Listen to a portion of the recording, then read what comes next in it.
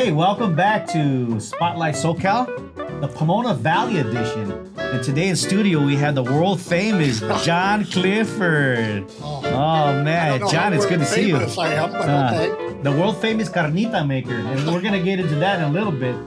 John just told me he made 35 pounds of carnitas for an event tomorrow. Yes. But before we get to that, the carnitas, John, well, welcome. It's, you know, I've known you for many years now, it seems like. It's been a while, yes. Yeah, I've been doing community work in Pomona since 1998, I'm guessing. I feel like I've known you for at least 20 years. Very possible. I've been, let's see, I married my wife in 1988, and that's when I moved to Pomona. And we've been involved probably since about 90, because we started with Pomona Heritage, doing home tours and just volunteering. And then in 2000, I got involved with the Fox Theater Group that eventually became Friends of the Fox. And I ran that for a while.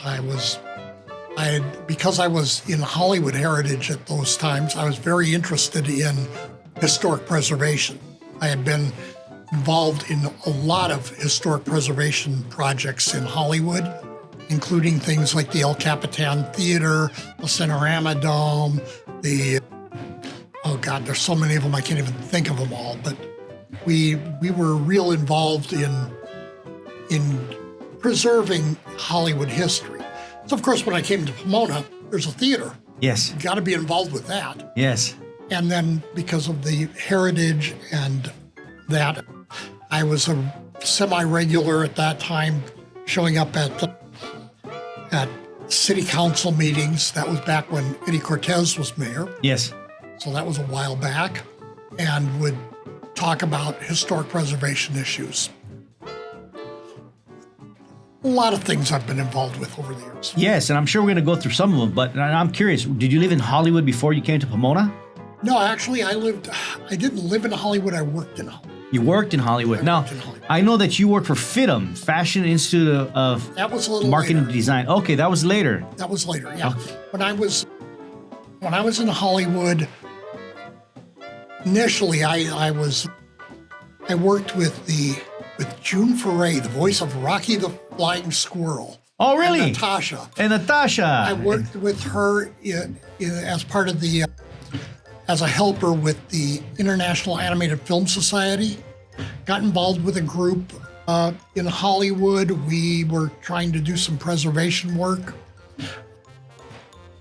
One of our first things was trying to save MGM Backlot 4, which was the historic backlot where they had the showboat from Showboat, stuff like that. They had a lagoon. Yeah. That was an early one that we lost, but we had some successes too. What got you into historical preservation work? The Hollywood stuff. Yeah. I just loved Hollywood, and when I was just out of college, I worked for a gentleman who was at that time the mayor of Pomona. Okay. Now, I lived in Orange County. Okay. And he was running for assembly. What was his name? Dick Brownell. Dick Brownell? Brownell. Brownell, okay. Brownell. Okay. Brownell. If you look at the plaque at the Gary Street underpass, Okay. you'll see his name on there. Oh, really? I think he was only a councilman then. Okay. But yeah. Yeah. I worked for him to help him with his campaign for assembly, and he lost. And then I went to work for the Covina Sentinel newspaper, selling advertising. At that point, I was really interested in movie collecting. This was pre-VCRs. Yeah. There was no such thing as any of that. I collected 8 and 16 millimeter film and would show films in my house and stuff like that. When I left the newspaper, I decided, I know all about newspapers and selling ads, so I started my own little newspaper. Oh, wow. That I called the Cinemaphile. A friend of mine and I started this newspaper with no money. My wife at the time worked, and so we were able to live. Yeah. And I made enough money off the newspaper to keep it going for about a year. Okay. Before it all collapsed. Oh, wow. But during that year, we became, and it was all about film collecting, really. Yeah. But we reached out to the greater Hollywood, and we were able to display our newspaper and to be part of the Los Angeles International Film Exposition, Filmex. That would have been 1978, no, it was earlier than that. 76, 77. And we actually got accredited by the Motion Picture Association of America. Yeah. So I was actually invited to the press screening for Star Wars. Wow, it's 1977, huh? I saw Star Wars in 1977 before it was released. Wait, I was born in 1977. Oh. That was the year I was born. Then I also... How old were you then, John? 1977. Well, I would have been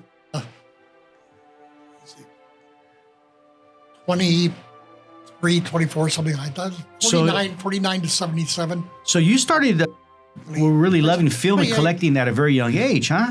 Yeah, yeah. And I was a Laurel and Hardy fanatic. Yeah. I loved Laurel and Hardy, the Marx Brothers, a lot of that stuff. I had a W.C. Fields film in full feature in 16 millimeter. Wow. That I memorized every line. Yeah. It was called Never Give a Sucker an Even Break. Yeah. Very good film.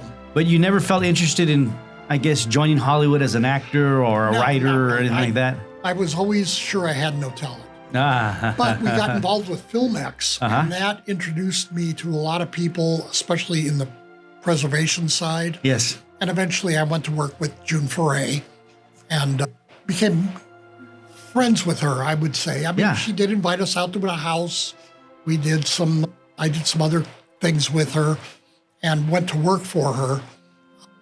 She found a little job for me archiving, in other words, taking down all the information and cataloging. Yes.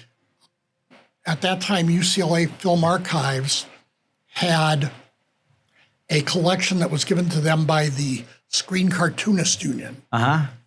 And they needed to have it archived. So I went to UCLA and sat in a room with an editing table and watched 35 millimeter nitrate prints. Those are the ones that will explode. Fire. Of classic cartoons that were what they call answer prints that were donated to the Cartoonist Union from Technicolor. So there were all these beautiful Technicolor nitrate prints that were housed at UCLA at the time. And I would look through them, copy down all the credits, and then watch the cartoon. Yeah. Copy all the credits, and the next one, watch the cartoon. Fascinating. Yeah, yeah. And you got paid for that. I actually got paid for that one, yes. That's Not great. much, but I got paid. Yeah. Well, now, being a lover of film, I know it's probably I won't say a tough question, but a general question. If you were to able to name me 5 of your favorite films of all times, what would they be? Well, I mean, I start with the comedies that I absolutely know inside and out. So probably Duck Soup for the Marx Brothers. All right, Duck Soup. Duck Soup. Never Give a Sucker an Even Break from W.C. Fields, mostly because I know that one inside and out. And it was a strange film because it was about W.C. Fields pitching a movie to the studio. One of my favorite character actors, Franklin Pangborn. Yeah, yeah. He was the head of the studio, and Fields is pitching this movie. Yeah. And as he's pitching it, and it's so bizarre and weird and strange, and he's pitching it, and as he's pitching it, you're getting these scenes from the idea that he's presenting. Yeah, yeah, yeah. Which is so non sequitur filled. Is it well, I'm guessing there's audio, right? It's not that old, right? No, it's a sound film. I remember, was there a movie with the producers with Mel Brooks that was kind of something like that, pitching a film or? No, the producers was not pitching a film. No. That was about Broadway. Oh, there was Silent Movie. Okay. which Yes. I may have been about that. Yeah. I've only seen it once, and I don't remember it well. Okay, so Duck Soup, Never Give a Sucker a Break. Never Give a You Sucker got Even Break. 3 more. Laurel and Hardy's, my favorite Laurel and Hardy's film is Way Out West. Way Out West. That's the one where they do the little dance. Yes. Wonderful film. Again, one I know intimately. As a matter of fact, I was living in Fullerton at the time, or Anaheim, or Fullerton, and Fullerton Public Library had a 16 millimeter print of Way Out West. And I probably checked it out once a month. Oh, wow. Because I loved them. Yeah. At that time, they actually had movies you could check out. Yeah. Remember, On the reel? there were no such thing as right. DVRs at that time. Right. So no cassettes, no VHS, nothing on a reel. You had to have a 16 millimeter projector to screen it, and I bought one. Yeah.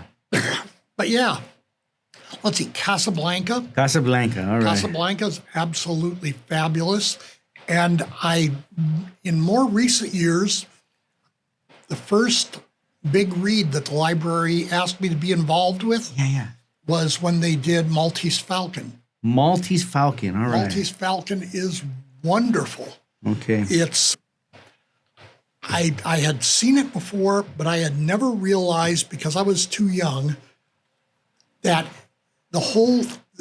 most of the characters are gay. It's a very, very gay thing. And this was back in the days. This was back in the day. So Peter Lorre and Sidney Greenstreet were both gay characters. And the stuff that went way over my head when I was younger. Yeah. All of a sudden, wow, I never saw that before. Yeah, that's interesting. Yeah. One of my favorite, I guess, older movies, I mean, compared to my age, I suppose, that really made a big impact in my life. The way that I saw, I guess, the world was Mr. Smith Goes to Washington. Another wonderful one. I actually knew one of the actors in that. Is that right? Yeah, a guy I worked with who was on the board when I was on the board at Hollywood Heritage was a gentleman named, getting older, I can't remember names as well. Let's see. Delmar Watson. Delmar Watson. Delmar Watson was had been a child actor, and he and his brothers were the scouts. Yeah. That were there in Mr. Smith Goes to Washington. Is that right? When the Boy Scouts come in. Yeah. That was Delmar and his brother Bob's, and I forget his other brothers, I think Coy. Yeah. That was the Delmar, the Watson brothers. Yeah. He was also he was Peter in the Shirley Temple film Heidi. Okay. So he was I remember that movie. her little friend. I loved Delmar. He was such a character. Yeah. He was a wonderful man. Had great stories. Yeah. I tell you, when I watched the movie, it didn't give me very much hope about politics and government, and I guess probably for good reason. Right, and it's kind of sad though. Still to this day, integrity in government seems to be lacking. Right, good people. It always seems like someone with a good heart or maybe good intentions start public service. But then something happens along the way, huh? It feels like that a lot of times. Yeah. It feels like that. It does feel that, yeah. Well, enough about that. Let's talk more about who you are to Pomona Valley. To Pomona Valley. Well, I'm a preservationist. I could say a longtime member of Pomona Heritage. I still docent most years when they do their home tours. Yes. Own a home in Lincoln Park, 1931, just a small home. Okay. Probably smaller than the house you live in. Yeah. Mine was, I think, 39 was built. But now my wife is the president of Historical Society of Pomona Valley, and I'm the secretary. So I'm very involved with that. Yes. We are involved we have 7 historic sites. 7 historic that sites. The Historical Society maintains and is the stewards of. Okay. We have 2 Adobes. Okay, so 2 Adobes. We have the Palomares Adobe on Arrow, which is a very large Adobe. It was actually the Palomares' second house. Then over near Fairplex on the corner of Park and McKinley Yes. is La Casa Primera. La Casa That was Primera.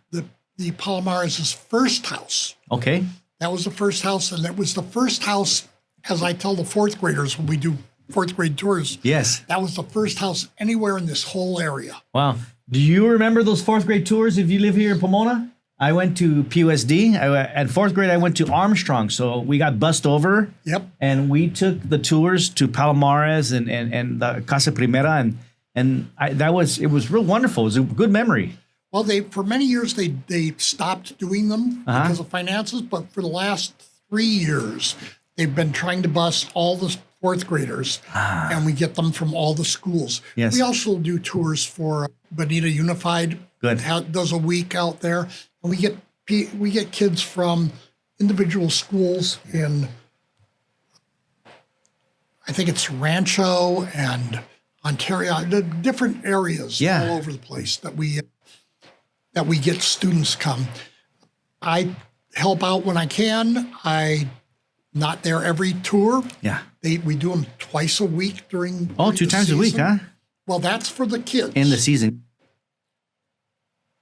Usually on Tuesday and Thursday, and we have usually between 60 and 90 kids.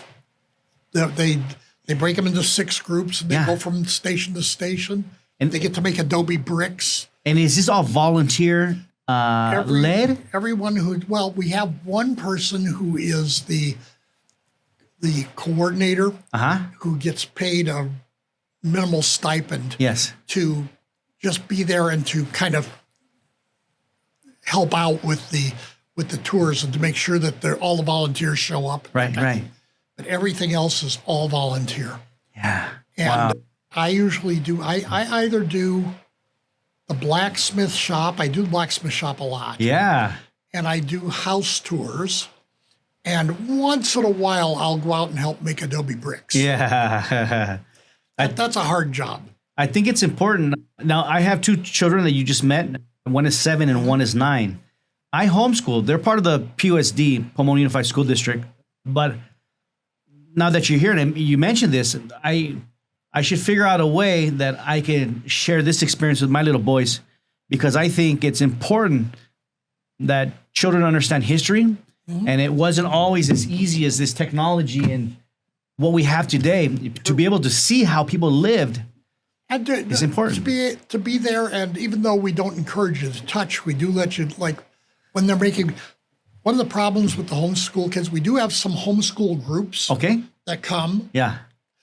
They're a little bit difficult for us because they're not all fourth graders. Yes. And they may have from kids in strollers up to teenage preteens. And that becomes a little more difficult to work with. Yes. Because you're not focusing at one. Different age kids have different needs. Right. With the fourth graders, at least we know they're all fourth graders. Yes. But when we do the school tours, we do things like making the bricks, and we have the blacksmith shop open and that. And we demonstrate, not with fire, we don't build a fire or anything, but we have metal and we let them use the 5-pound sledge hammer and hammer a piece of metal. Yeah. Most of them can't lift it. Tell them, no, one hand. You got to hold the metal with this one and you hammer with this one. It's fun. Yeah. It really is. It's kind of a kick. I bet you've met a lot of kids over the years, huh? Oh, a lot. Every once in a while, a couple times I've been grocery shopping. All of a sudden, a kid with his mother will say, I know him. He was the blacksmith. Oh, that's cool. Yeah. And you shop over here at the Stater Brothers? Stater Brothers on Gary, A lot of people like, shop at the community's grocery store. It's nice to see people. Yeah, the Adobe tours are great. The other sites we have the Barbara Greenwood Kindergarten. Tell me about that. Which is on the same site as the Casa Primera. Okay. It's a kindergarten that has gone around Pomona at different sites. It's been moved, I think, 4 times. If you go in, we've got on a chalkboard, we've got its name and where it was Yeah. in what years. Yeah. But it was built, it was the first kindergarten west of the Mississippi. Really? And it was built by Barbara Greenwood, who is a god to people who know kindergarten education. Yeah. And she built it, and the house, it's basically a craftsman house, but everything is scaled to kids, to kindergartners. So the windows are all very low. Yeah. The sills for the windows are at knee level for us, so the kids can look out. Yeah. That's cool. And it's full of all kinds of kindergarten type stuff that they would have had then. As an example, there's a whole one section where we've got wood blocks, but we've also got tools, little saws, hammers, drills, not the little plastic things you've got today. Ones that will actually saw and drill and hammer. Yeah. So, But children's size. children's size. Yeah. Because this is how you taught children at the time. Learn by doing. Then we've got a little merry-go-round thing that you push merry-go-round, and we've got a little stage, just one step up stage where they can do plays and things. And when you go to the bathrooms, the sinks are real low. For me to try to wash my hands is really be easier to wash your feet. It would be easier to wash my feet. Yeah. Yes. It is a wonderful, wonderful place. And by the way, all these places I'm mentioning, we do tours usually once a month. Okay.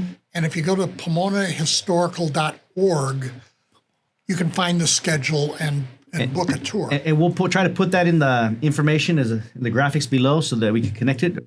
Once again, that's Pomona. pomonahistorical.org. O-R-G. Okay. And that's where people could go to find out more about doing activities? When we do the tours. Okay. So we do tours at Casa Primera, we do them at Greenwood, we do them at the Palomares Adobe. Yes. Another site we have is the Phillips Mansion. Yes, the Phillips Mansion. Phillips Mansion out on Pomona Road, way in an industrial section of Pomona that probably most people have not seen. Right. Unless you happen to be going to a warehouse or to get the ready mix, because just two doors on the next block is the big ready mix place with the cement mixers going in and out of it all day. Yeah, wow. Or heavy equipment rental places, that type of thing. Yeah. In the middle of that is this wonderful old Second Empire house. Second Empire. Second Empire, that's the style. Second Empire. Second Empire. Yeah. It was the first brick house east of Los Angeles, or in the LA County, other than downtown Los Angeles. Yeah, really? When they built it, there was no place to get bricks, so they hired the LA brick company, Mulvaney, to come out, and they built a firing furnace on the lot so they could fire the bricks on site. Wow, And they would, again, bricks is mud and water, I'm guessing. Bricks, and maybe these were more sand and clay. Sand and clay? Like bricks. These were professional bricks. Okay. The Adobe bricks. Yeah. The Adobe was mud. And right. What? A quick little sidetrack. Standing the test of time, Adobe or brick? What kind of house would you prefer to have? Adobe, as I tell the kids, the Adobe, when you go out there, it doesn't look like it's made out of bricks. We tell the kids it was 25,000 Adobe bricks to build the house. But when you look at the house, it doesn't look like a brick house. No. Because it's covered over with stucco. Yes. Why? Because what happens to a mud brick when it rains? Yeah, it melts. Melts, right. So you have to cover it over. Fired bricks don't melt. Don't melt. They don't melt. Yes. So if I wanted a modern house, I think a fired brick. Fired brick. But there are advantages to the Adobe in that the Adobe is wonderful insulation. Insulation, yes. I mean, those walls are thick. Yeah. They're like 18 inches thick. Yeah. And they stay cool in the summer, and they stay warm in the winter. And it's got advantages. Yeah. But it will melt. But it will melt. It will melt. If it wasn't for do they have to keep on putting stucco? They have to re-stucco periodically as it comes off. Right now, one of the issues we've got out there is that there's a block wall that goes around the outside. That is Adobe brick. Yes. And it's been stuccoed over. But on the park side, since it's within the Palomares Park, yes, on the park side, the kids were using the wall to practice their soccer and kicking the ball against the wall. And a lot of the stucco has broken off. And those bricks are starting to melt. If you look at the wall back there, you'll see where there are areas where the mud has dripped down. Right.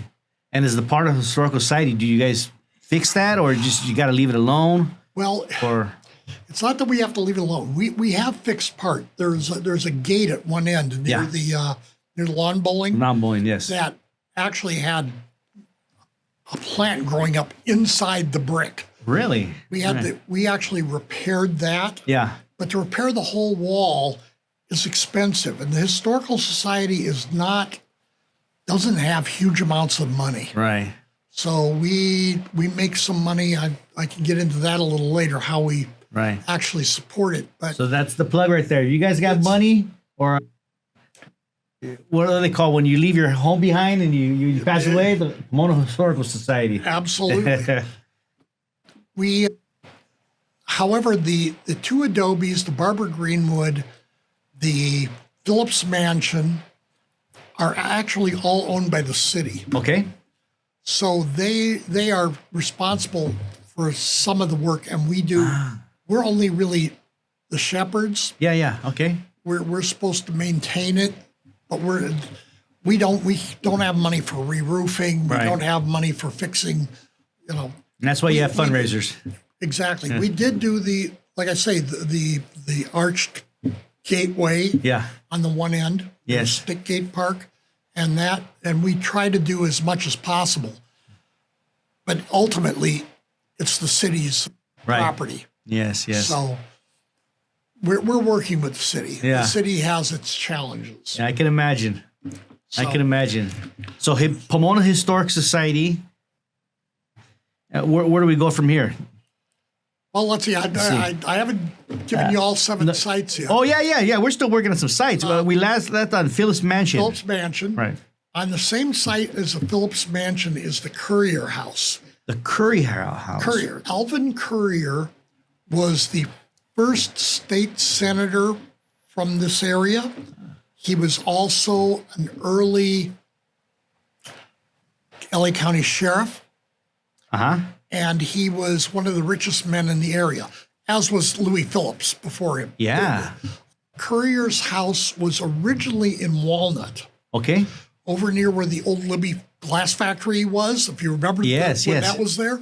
Well, they tore down the Libby glass factory. Right. They were going to build a big Rams stadium, remember? Wow. Well, the Courier house was in the middle of where they were going to build that. Yeah. So they were going to tear it down. And at that time, I wasn't involved in it, but at that time, the Historical Society sued the city of Walnut because this was an important historic landmark. Yeah.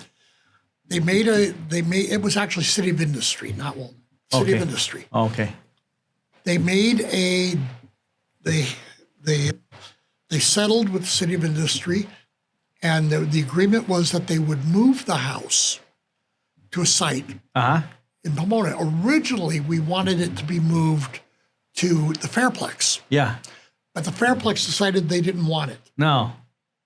So at the last minute, we were able to get the city to agree to let us put it over by the Phillips Mansion. Okay. So they cut it into 7 pieces. Wow. It's a much bigger square footage inside. It's much bigger than the Phillips Mansion. Yeah.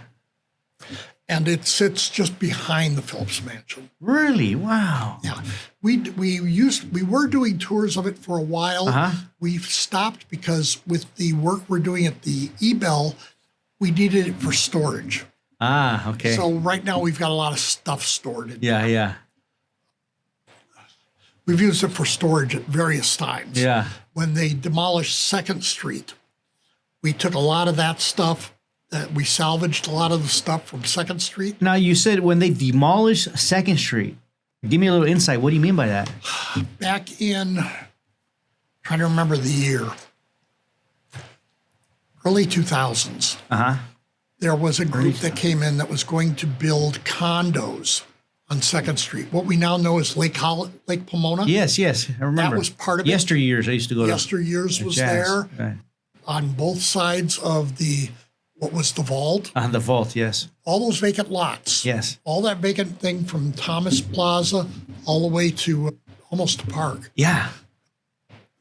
That was going to be a condo project. Really? And when they tore down all the historic buildings that were there, we were able to get some of the salvage. So yesteryears was the original Woolworths. Okay, yes. And we actually have out at the Phillips Mansion site the revolving door, the wooden revolving door that was there, as well as a lot of other stuff that we got from those places. And another little historical fact, you had said that the Barbara Greenwood Kindergarten was the first of its kind west of the Mississippi.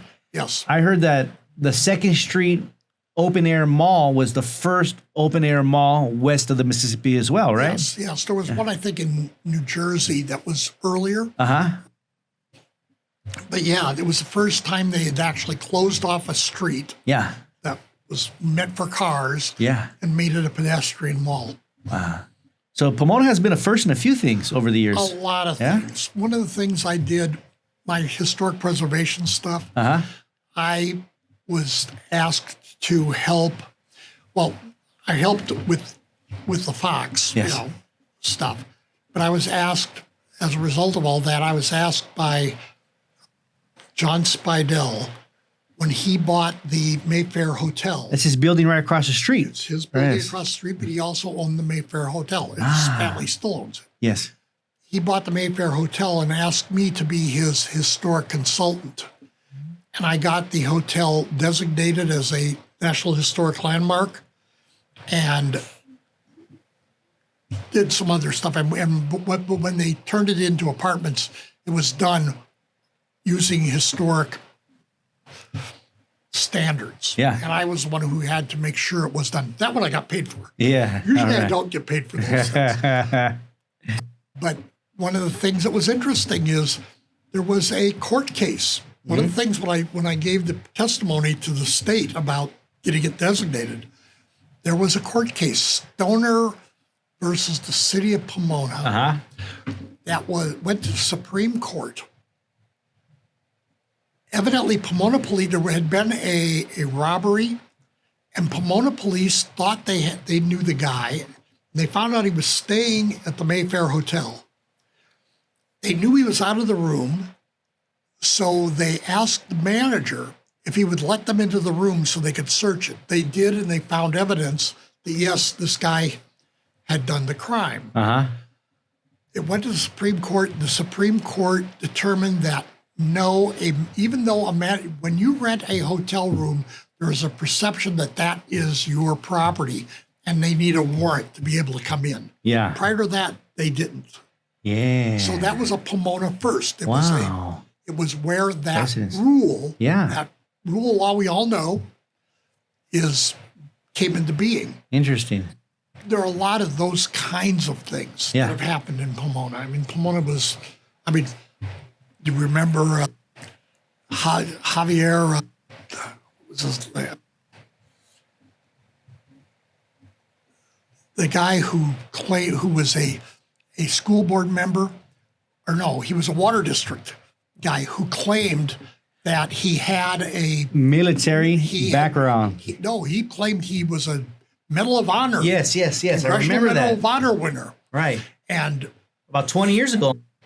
He said it in open meetings. He claimed that people started to wonder because they remembered his story as being the plot of a movie. And it turned out he'd never even served in the military. Wow. And they tried to get him on stolen valor because at that time the stolen valor law was in place. And the Supreme Court made the decision that if you are a public servant or a public figure, that you are allowed to lie. That you are allowed to lie. You do not have to be truthful. Are you serious, John? I am serious. The Supreme Court in that, Javier Alvarez, I believe was his name. You got to be kidding me. Wow. That you, as a public figure, you are not required to tell the truth. Then again, it makes me think about Mr. Smith Goes to Washington. Exactly. Public figures do not. If you're an elected official, you are not compelled to tell the truth in a public meeting. Wow. You can lie if you want to. I want to do some more research on that. The president is allowed to lie. Interesting. And every other elected official along with them, right? Official. And they cannot be legally accountable. Not for lying. Yeah. Because there was a president somewhere in history. Yeah. Oh, wow. That's it. That is and again, that comes back to Pomona. Because of the stolen valor thing, they said he didn't steal valor. He's allowed to lie about it. You cannot restrict him from lying and saying that he was a Medal of Honor winner. Yeah. That really disturbs me, John. And I it's oh my gosh. And that was when we still had a liberal Supreme Court. Yeah. Yeah. Wow. That shocks me. But it shocks me, but then it doesn't. Yes. Yeah, I don't even know what to say about that, John. You know what I mean? Okay, let's see. We did Phillips mention the Courier House. Okay, we're on Courier House. Okay, and he was the first senator and sheriff of LA County. Sheriff, yeah. I met the current LA County sheriff. This is just past, I think Friday. I met him. Yeah. So Mr. Luna, the Sheriff Luna. Yes, I met him. We were invited to Hilda Solis's swearing in at the county, and I met him at that time. Seemed to be a nice guy. Yeah. I met him and his wife. And can't say I really. Yeah. How don't know too much about somebody. Him. Right. Exactly. One thing I do know about him, he doesn't dance. Let's see. So Courier House. So we're at 2, 4, 5 so far. We've got 2 more to go. 2 more to go. So another one that we have is the Spadra Cemetery. Yes. And I'm pronouncing it properly because okay. I grew up in Azusa calling it Spadra. Yeah. I know what a Spadra, right? Everybody so it's knows Spadra. Spadra. But the town I'm going to get the state wrong, where Billy Rubottom came from was pronounced Spadra. Okay. And he named the town. Oh, okay. Spadra. So, Spadra. Yeah. Now, I'll probably say Spadra as we move along. Yeah, Just because, again, the Spadra landfill, the Spadra Sanitarium, from when I was a kid, it was what we had called Lanterman. Yeah, before that was Pacific State Hospital. Right. Before that, it was Spadra Sanitarium. I lived right behind the Latterman. And as a child, we'd often walk along the railroad tracks and go through an orchard all the way down to the cemetery.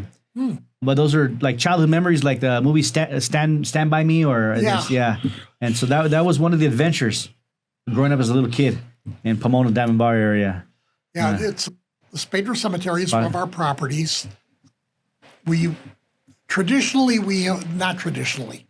Some years ago, we started doing Halloween tours. Yes, that's right. Mostly because Halloween was a favorite time for people to come up there and break in. Yes. Because it is private property owned by the Historical Society. But people would go back there and party and make a mess of the cemetery. Yeah. And so they started, when Mickey Gallivan was the president of Historical, she and her husband and some other people would go up there and just spend the night so that so there was somebody there to chase people away. Yeah. One of our board members, when I was on the board, Mickey was still president, but I was on the board by that time. One of our members said, if we go up there anyway, why don't we charge and give people tours? Yeah. So the first year we did that, we made $9,000. Wow. All right. And that was, I think, at $10 a person. Nobody had ever been legally up in the cemetery. And it's at night. There's no lighting back there. You have to use flashlights. Yeah. All that. And it's dark and spooky. We don't give a spooky tour. No. We just give a historic tour. So I can tell you about a lot of the different graves up there. Yeah. Ursula Pondell and Louis Phillips is up there, and Alvin Currier is up there, and a lot of the founders of Pomona are in that cemetery. It was the first non-Catholic cemetery in the Pomona Valley. If you're listening out there, make a comment below. If you'd be interested in me asking John if I could follow him around with a camera at the cemetery so we get some of these stories on film, leave some comments below. Maybe if there's enough people out there, I'd love to follow you around with the camera. One of the problems we have is that the Southern Pacific Railroad tends to park its trains across the road that goes back there. Yes, that's right. We had a cleanup. Periodically we do cleanups out at the cemetery because during the rainy season in the spring, it gets really overgrown. I mean, there's so many weeds. You have to go in there, and it takes 2 or 3 days to clear it all out and clean it. So we would have cleanups. Well, one day, a couple of years ago, we had a cleanup that was scheduled. We were going to clean up from 1 to 6. It was a few hours. Yeah. We got there at 1. A lot of us were parked back by the cemetery. We're all out there cleaning up and doing our thing. Around 5 o'clock, a train pulls up and it stops. You know, that train did not move until 3:30 in the morning. There were a whole bunch of us who were stuck back there. Oh, wow. Until 3 in the morning. The only way you could was be able to climb underneath the... And that is a federal offense. Is that right? Yes, it is. I learned 2 things already. One of the people who did, I'm probably going to get him in trouble. One of the people whose car was up there with us was Council Member Steve Lestro. Okay. He called his wife. She came up the road, and he climbed under and went home. Yeah. And then came back later. Okay. To get his car. Yeah. That, we found out later when the railroad police came Interesting. by that is a federal offense. Yeah. Wow. And, so they still basically run it. So there's no ever guarantee. There's no guarantee, and they can't. After 9/11. They are public transportation. They are a critical infrastructure, and they cannot tell us their schedules. Legally, they cannot tell us when they're going to be there, how long they're going to be there, or anything. So we can't plan. So we don't do tours anymore. So in theory, again, $9,000 the first year, that would have been a great motivator for community to come out, to make some money, to keep it clean. However... And we upped the price, and we did it for over almost a decade, I think. Yeah. That we did the Halloween tours. They were wonderful. People look forward to it. Yeah. But unfortunately, we can't guarantee that you won't get stuck back there. Right. So we had to not do it. Yeah. And we went from the one night to as many when Halloween was on a Sunday, we might do Thursday, Friday, Saturday, Sunday. Yeah. So that we maximize the amount of money we can. Oh, that was a good idea. Too bad. It's not as easy to work with sometimes government and Well, there's transportation. We have been working. The city has been helping us to work with Southern Pacific to try to get something. There is currently, this is something brand new. There's currently a law being proposed in Congress to require that trains be less than 770 feet long, and that right now they can be as long as they want. I mean, they're usually about a mile long. Yeah. And that if you're in California, you can't have the super long trains anymore. Right. If this law gets passed. Right. And that if they do park on a crossing, they have to decouple the cars and allow for passage. Yeah. So we're watching that to see if that actually happens. All right. I don't know if it will, because the railroad is a strong lobby. You're right. That and if usually gets their way. If you're not an engaged citizen that's also actively sharing your voice, the lobbyists often will win the fight, right? Oh, they have the money. Yeah, they have the money. They have the money. We don't have the money. No, well, we have voice, but sometimes it's not as easy to organize without the proper funds, right? Our last site that we have is the the old Ebell Club. Oh, yeah. Now the cemetery. I'm there often. It The feels like. cemetery and the Ebell Club are the two things that we actually own. Those are not owned by the city. Oh, okay. Historical Society actually owns those. Yeah. We are currently under. We got a grant from Assembly Member Freddie Rodriguez. $3.2 million that we've been using to remodel and bring up to date Great. the Ebell, maintaining its historic integrity all the way. Yes. But the ballroom balcony that was closed forever because there was no railing up there Right. and all that, we've now got a glass panel railing across the front. It's open now.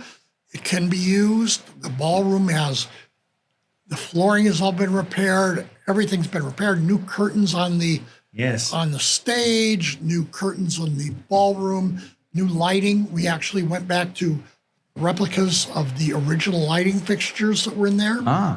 Wrought iron, round lighting fixtures.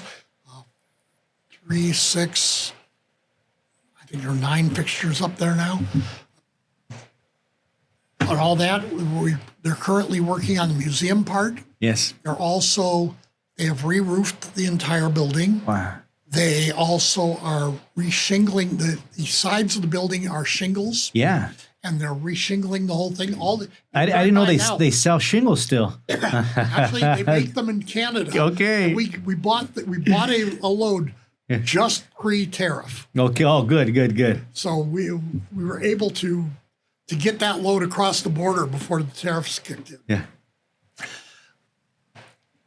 But they haven't actually started putting new shingles on, but you'll see that it's now just plain wood as you go around it. Right.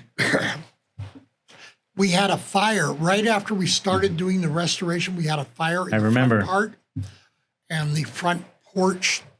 What caused that fire, by the way? There are different people who have different ideas. Now, the one that we are accepting, whether it's true or not, is the one that the fire inspectors said. The fire inspectors identified the building had old knob and tube wiring. Knob and tube wiring. That's old electrical wiring. Yeah. That's not a single thing going through. It's got insulators and one wire comes on each side. Okay. And then it goes down. Yeah. Evidently, we had a light that we kept on 24 hours a day in the front. In the front, yes. Evidently, it overheated in the wall and started the fire there. They showed us exactly where it started. Yeah. There are others who suggest that no, it was homeless. Just blame everything on the homeless. Yeah.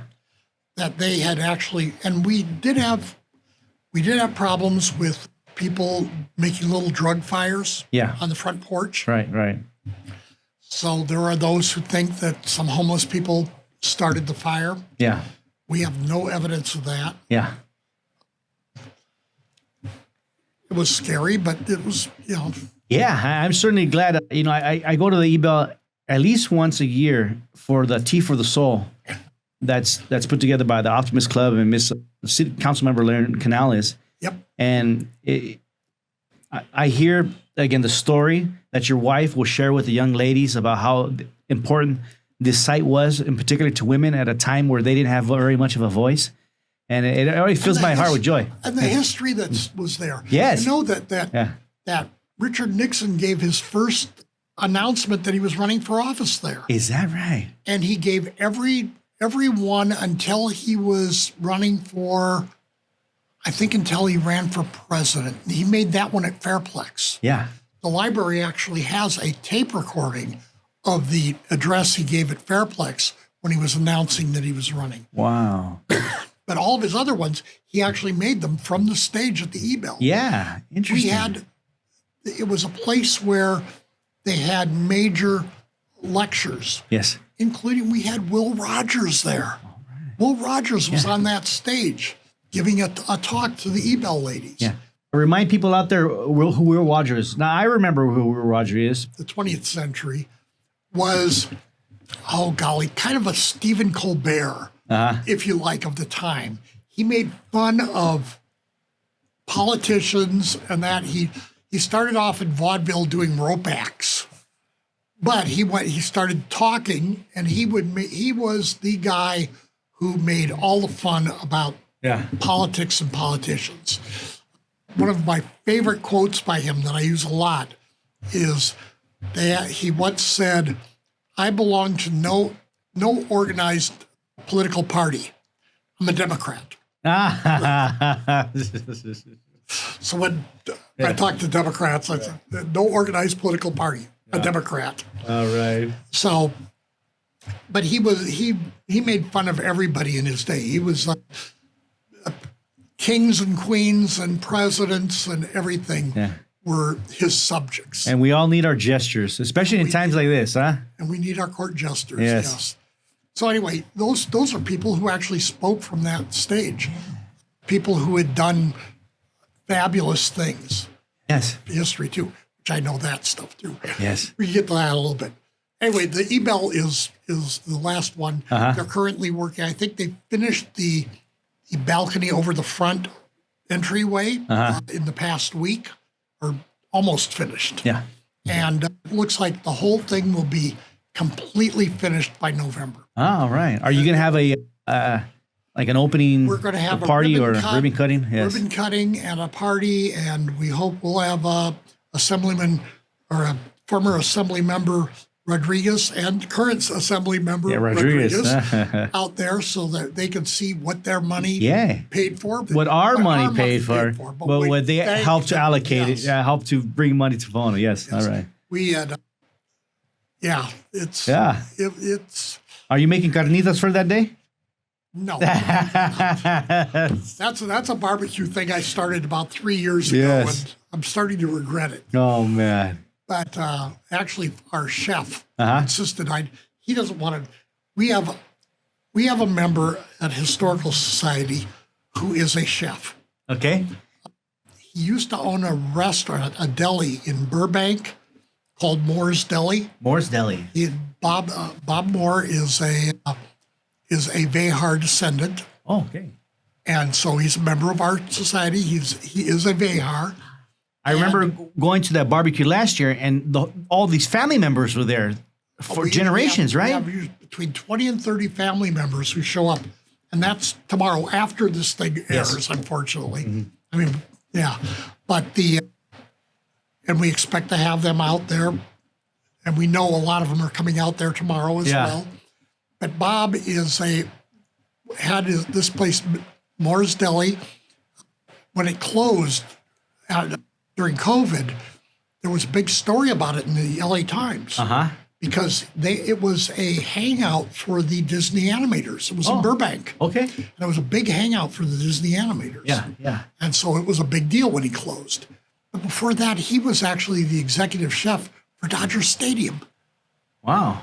And he is our chef who will be cooking everything except the carnitas. He will be doing carne asada and chicken and I can smell it already. Corn and man, it's fabulous. So I want you to paint a picture in your imagination, in your mind. Annually, the Historical Society puts together an outdoor event at the Palomares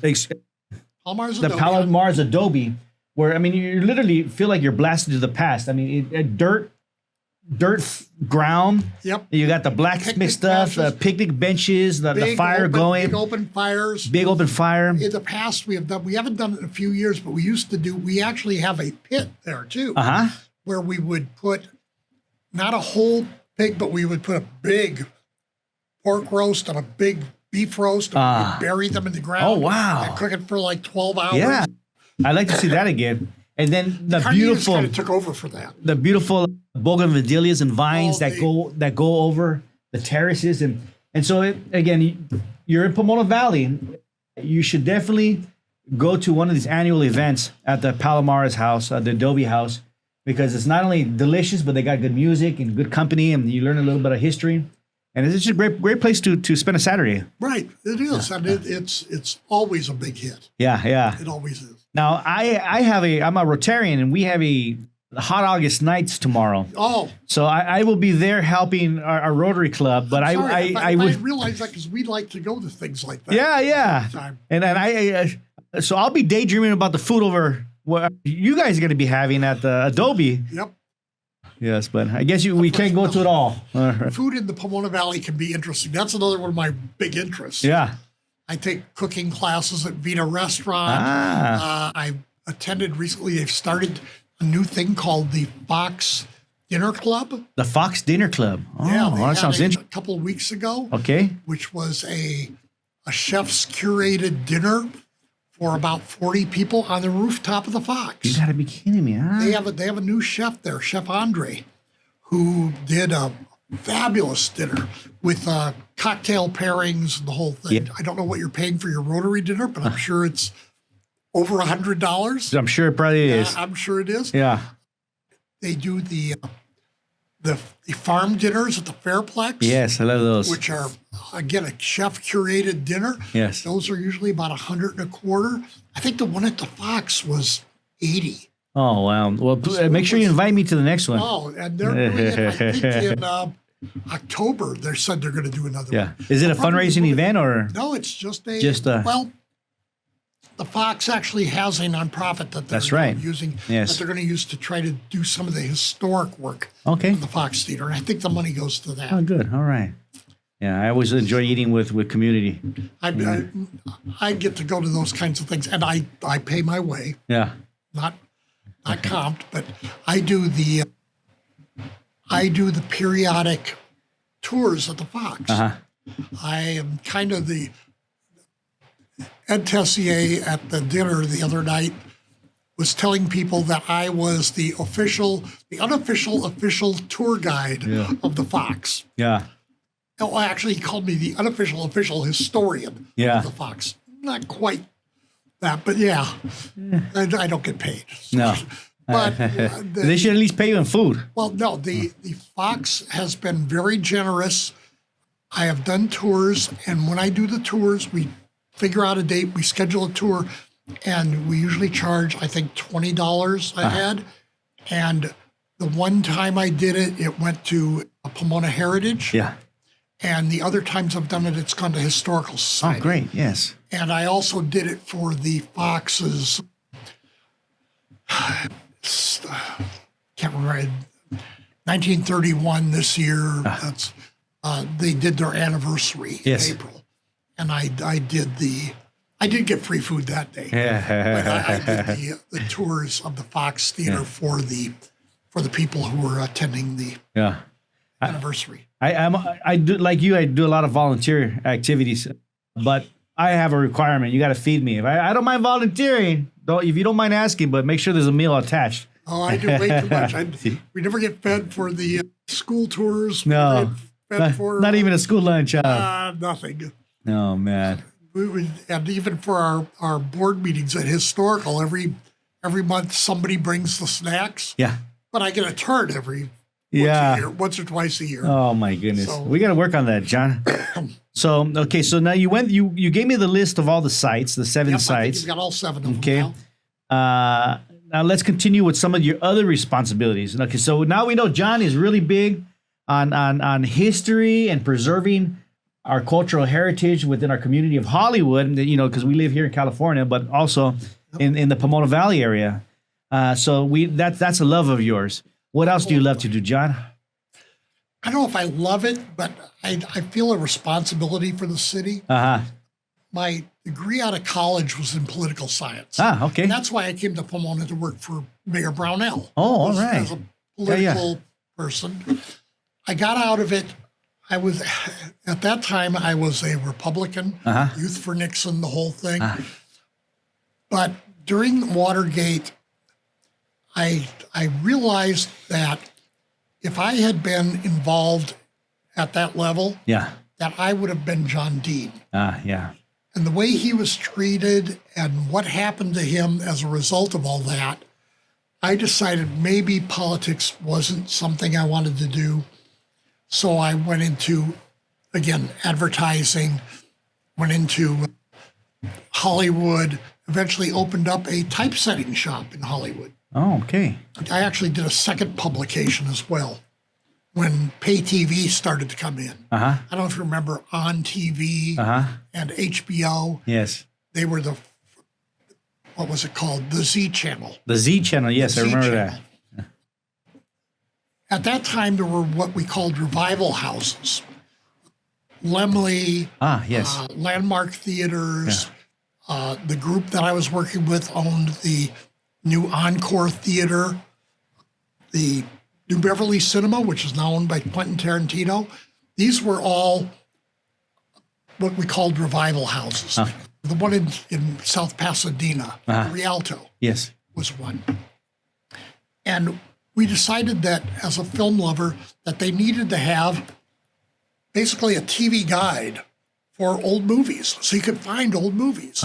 So we would list all the theaters in LA, the Art Theater in Long Beach, and what their programs were going to be for the month. Okay. We called it the Hollywood Film and Television Calendar.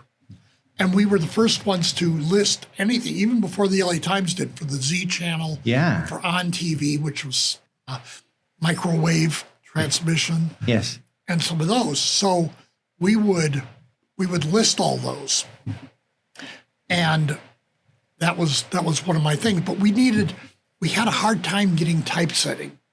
Typesetting, there were no personal computers in those days. Yeah, those are back in the typesetting where you got to actually get that little. Well, it wasn't quite that. It wasn't quite. It was computer typesetting. Oh, okay. But it was on photographic paper. And it took a $70,000 machine.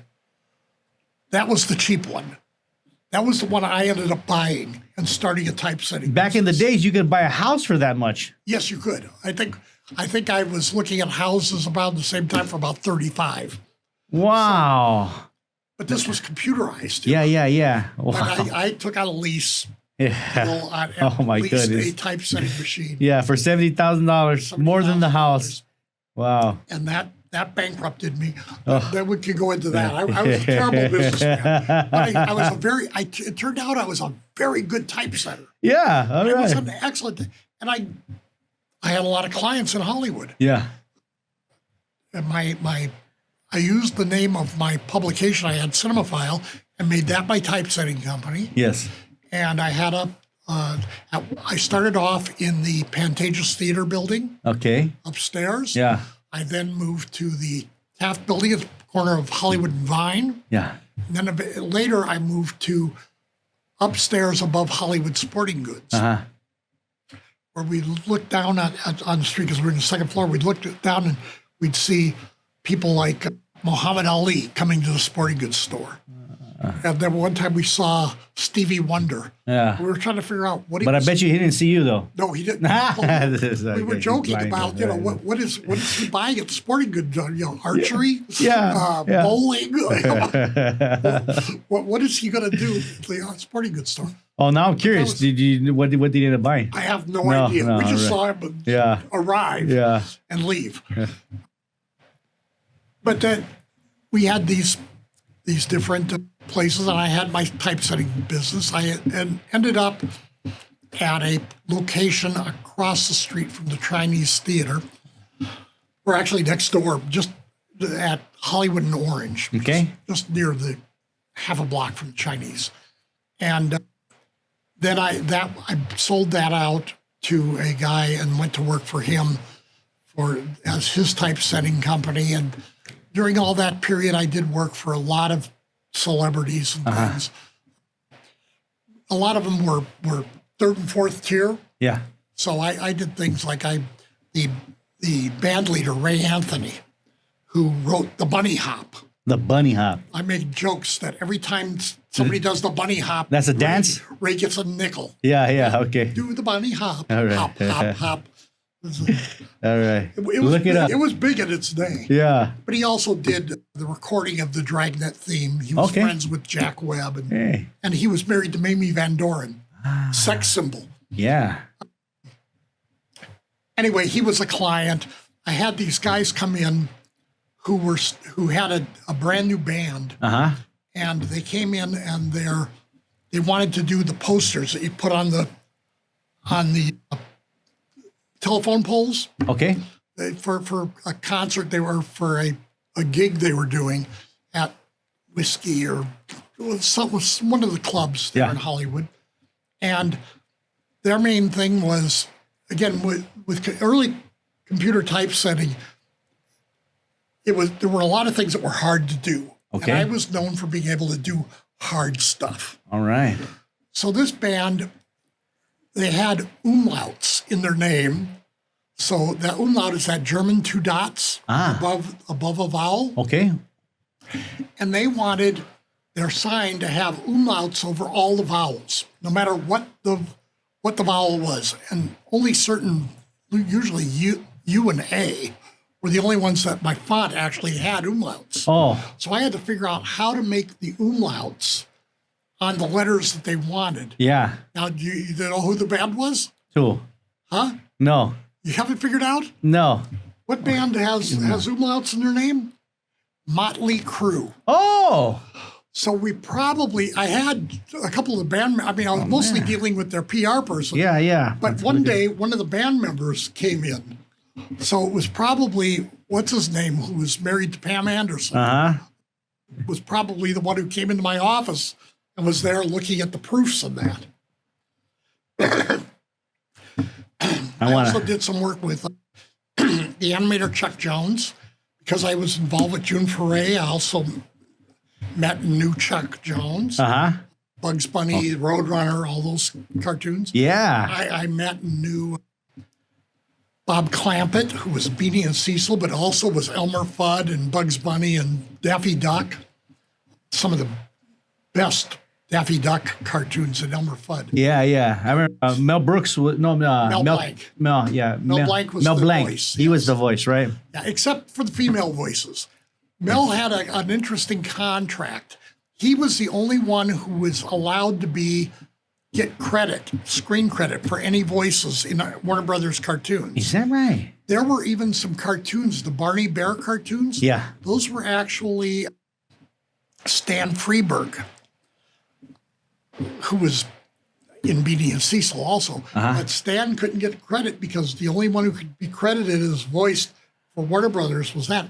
So all the female voices, Tweety's Granny, Witch Hazel, and the Bugs Bunnies, all that, those were all June Foray. Wow. And she couldn't get credit, She didn't get credit until recently. Yeah, yeah. While Mel was alive, he was the only one who could be credited. So it said voiced characterizations, Mel Blanc. Oh, wow. That's interesting. I was really big in with animators. Yeah. The guy I started my publication with, Steve Leva, was a friend from high school. And he went on, he was the executive animation producer for Space Jam. Ah, okay. I have a mural in back in my house where you visited before you came here. I've got a mural that artist came in this like Space Jam theme. Oh, so it's really nice. He was the animation producer on Yeah. that. Oh, wow. He put together all the animation, which was done at various studios around the world. Yeah. Actually, and he was the person who put all that together. Yes. He at the time prior to that, had been also involved with Filmex. That because of our thing with our publication, we got involved with Filmex. I became the Filmex typesetter during my typesetting years. Yes. From 1980 to 84, when Filmex went defunct, I was the official typesetter for Filmex. So I watched, during those years in Hollywood, during Filmex, they showed movies every day for 2 weeks. Yeah. And those 2 weeks, I watched movies. But it was the 2 weeks before, when they did the press screenings, that I would watch 2 and 3 movies a night. Wow. Paid or unpaid? I was unpaid. Yeah. I got into all of them. Yeah. By Filmex, and then I became, when Filmex went defunct, Gary Essert and Gary Abrams started American Cinematheque. I became the official typesetter for American Cinematheque, and they started doing something that they called the Moving Picture Ball. That was a big fundraiser. It's now called the American Cinematheque Awards. And I was always invited because they were a nonprofit organization. They paid pitiful amounts of money. But every year I'd get invited to this this grand ball. All right. And they did things like one year they honored Bette Midler. Okay. And they had her and all the harlettes from all the years that she did. So you had people like Melissa Manchester and Katie Seagal, and then you had Barry Manilow all on this thing. Wow. One year they did Johnny Carson. They did it as a roast. Oh, that must have been fun. And they had Robin Williams. It was hosted by Dick Cavett. Okay, yes. And Robin He's Williams funny. came out and took over that place. He was hysterical. Yeah. Poor Dick Cavett couldn't get a word in edgewise. And that's what he was doing, Mork and Mindy, I'm guessing, around that time? Or Yeah, it was around that time. And then they actually did Robin Williams. Uh-huh. And when they did Robin Williams, he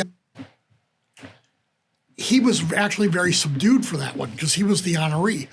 But Billy Crystal came out in a very politically incorrect, morally incorrect.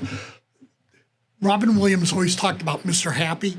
You know what I'm talking about? I'm not too sure. Mr. Happy. Ah, yes. Yes. Well, Billy Crystal came out as Mr. Happy. Oh, my gosh. It was hysterical. He had this costume. It was Yeah. Can you find it on film very these rude. days or what? No. Oh, no. No, they didn't film these. They filmed it, but I don't know who has it. Yeah, that'd be great. The very first one was Eddie Murphy. Oh. They did Eddie Murphy. Yeah. He was new coming to Hollywood at the time. It only made, I think, one film. Yeah. And so they did Eddie Murphy. That's cool. They did Ron Howard one year. I like telling the story. They did Michael Douglas. Now, at this point, I'd been going to a lot of them. I'd been to half a dozen of them. And every year I get seated at a table, usually not with, whoever's being honored and their guests that are at tables. With anything like that, there's groups. And I would get, one year I got seated right next to the stage with the director of the organization. But usually I was back in the second tier. Yeah. And it was always nice, and you'd see the people and that, but you didn't really interact with them. Yeah. I think up to that point, the biggest one was when Elaine Boozler came walking through, and she kind of walked through and said something to our table. Yeah. But with Michael Douglas, he went to every single table in that room, thanked them all for coming. Yeah. Talked to us, asked us how we were doing and all that. Yeah. I mean, he was a person who really worked the room. Yeah. That was interesting. Yeah. My wife's favorite story, we were at the Ron Howard one, and she went to the ladies' room, and as always with, the guy, your lady goes to the ladies' room, and you sit out front like this, right? Yeah, right. Just waiting.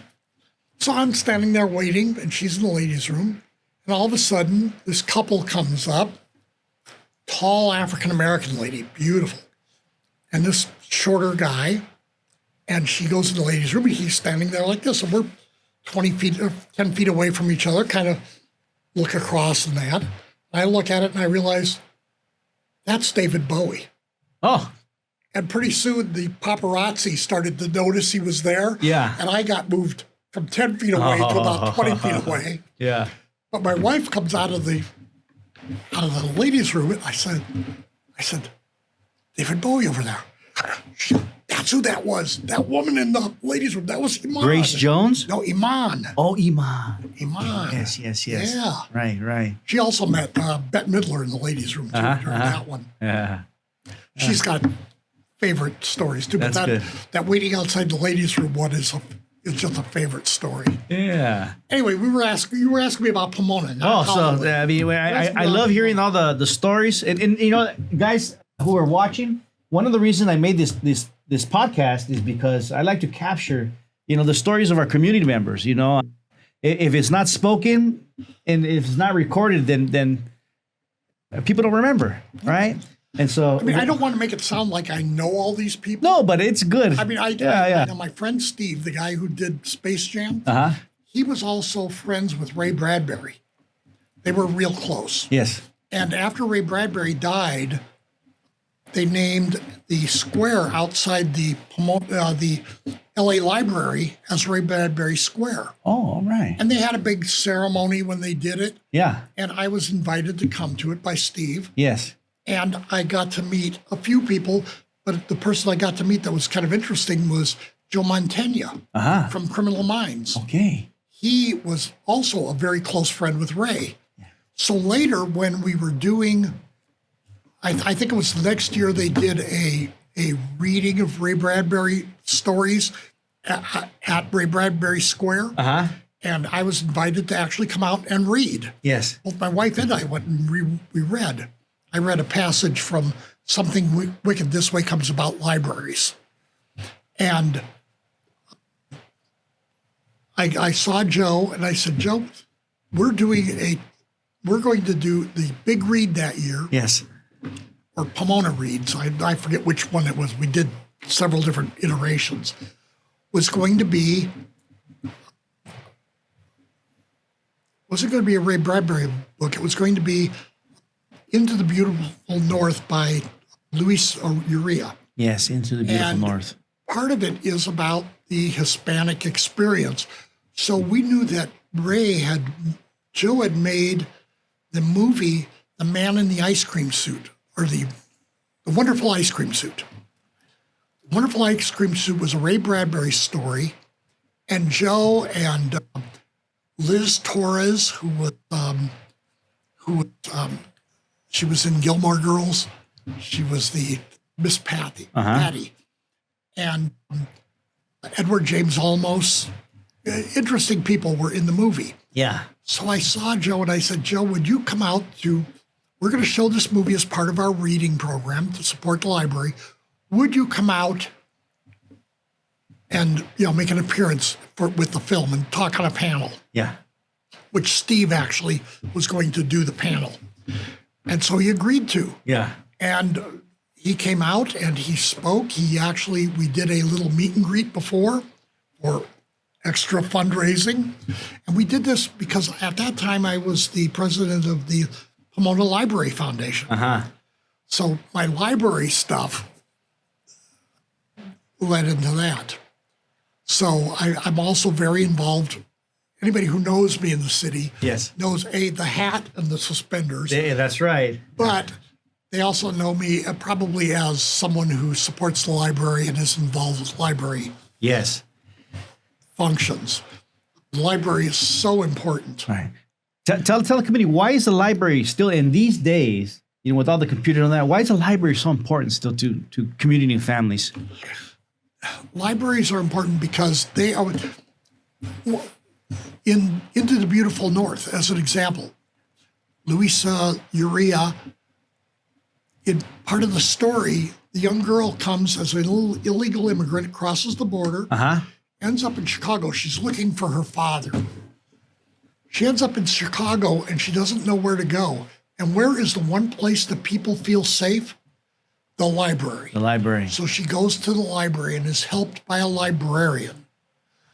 Hearing Councilmember Nora Garcia's story about Miss Lois, one of our library, children's librarians. Yes. When she first came to the country and was in school and didn't speak English, she went to the library, and the library taught her how to read, how to speak, and was her safe haven. Yes.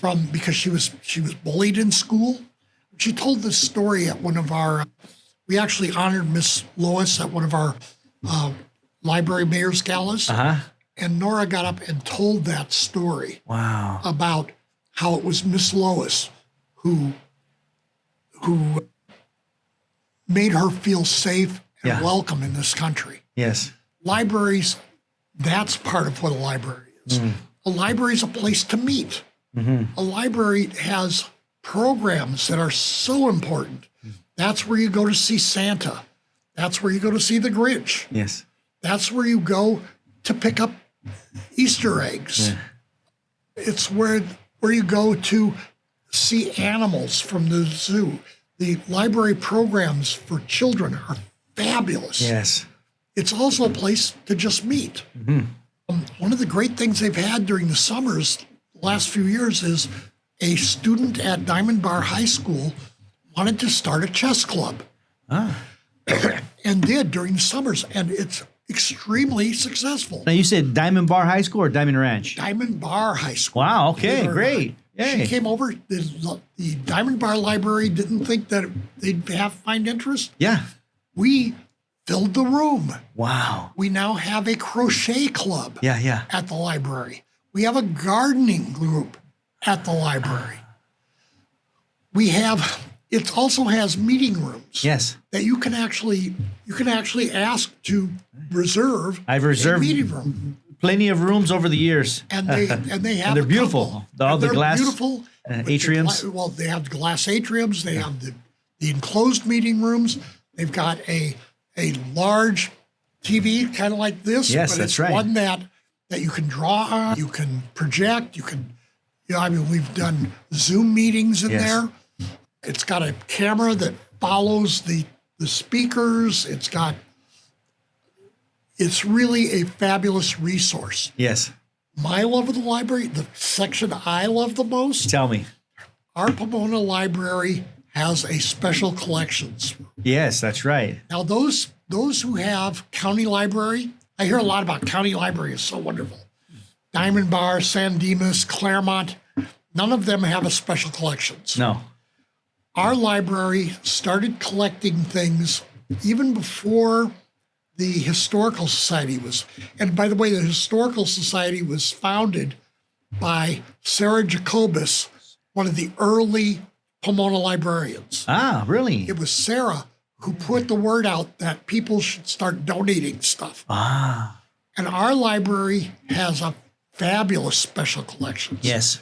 We have all of the newspapers, of course, on microfilm going all the way back. Really? We have the city directories.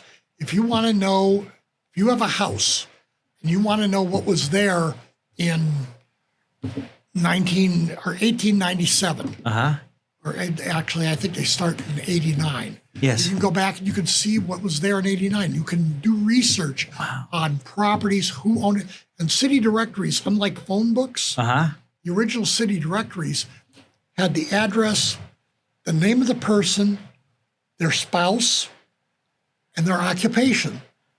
Wow. So I could look up and find that the guy who originally owned my house was listed as a teller at the bank. Yeah. Teller at the bank was actually more like an officer at that time. Okay. Not just the guy behind the counter. Right. He was a bank officer.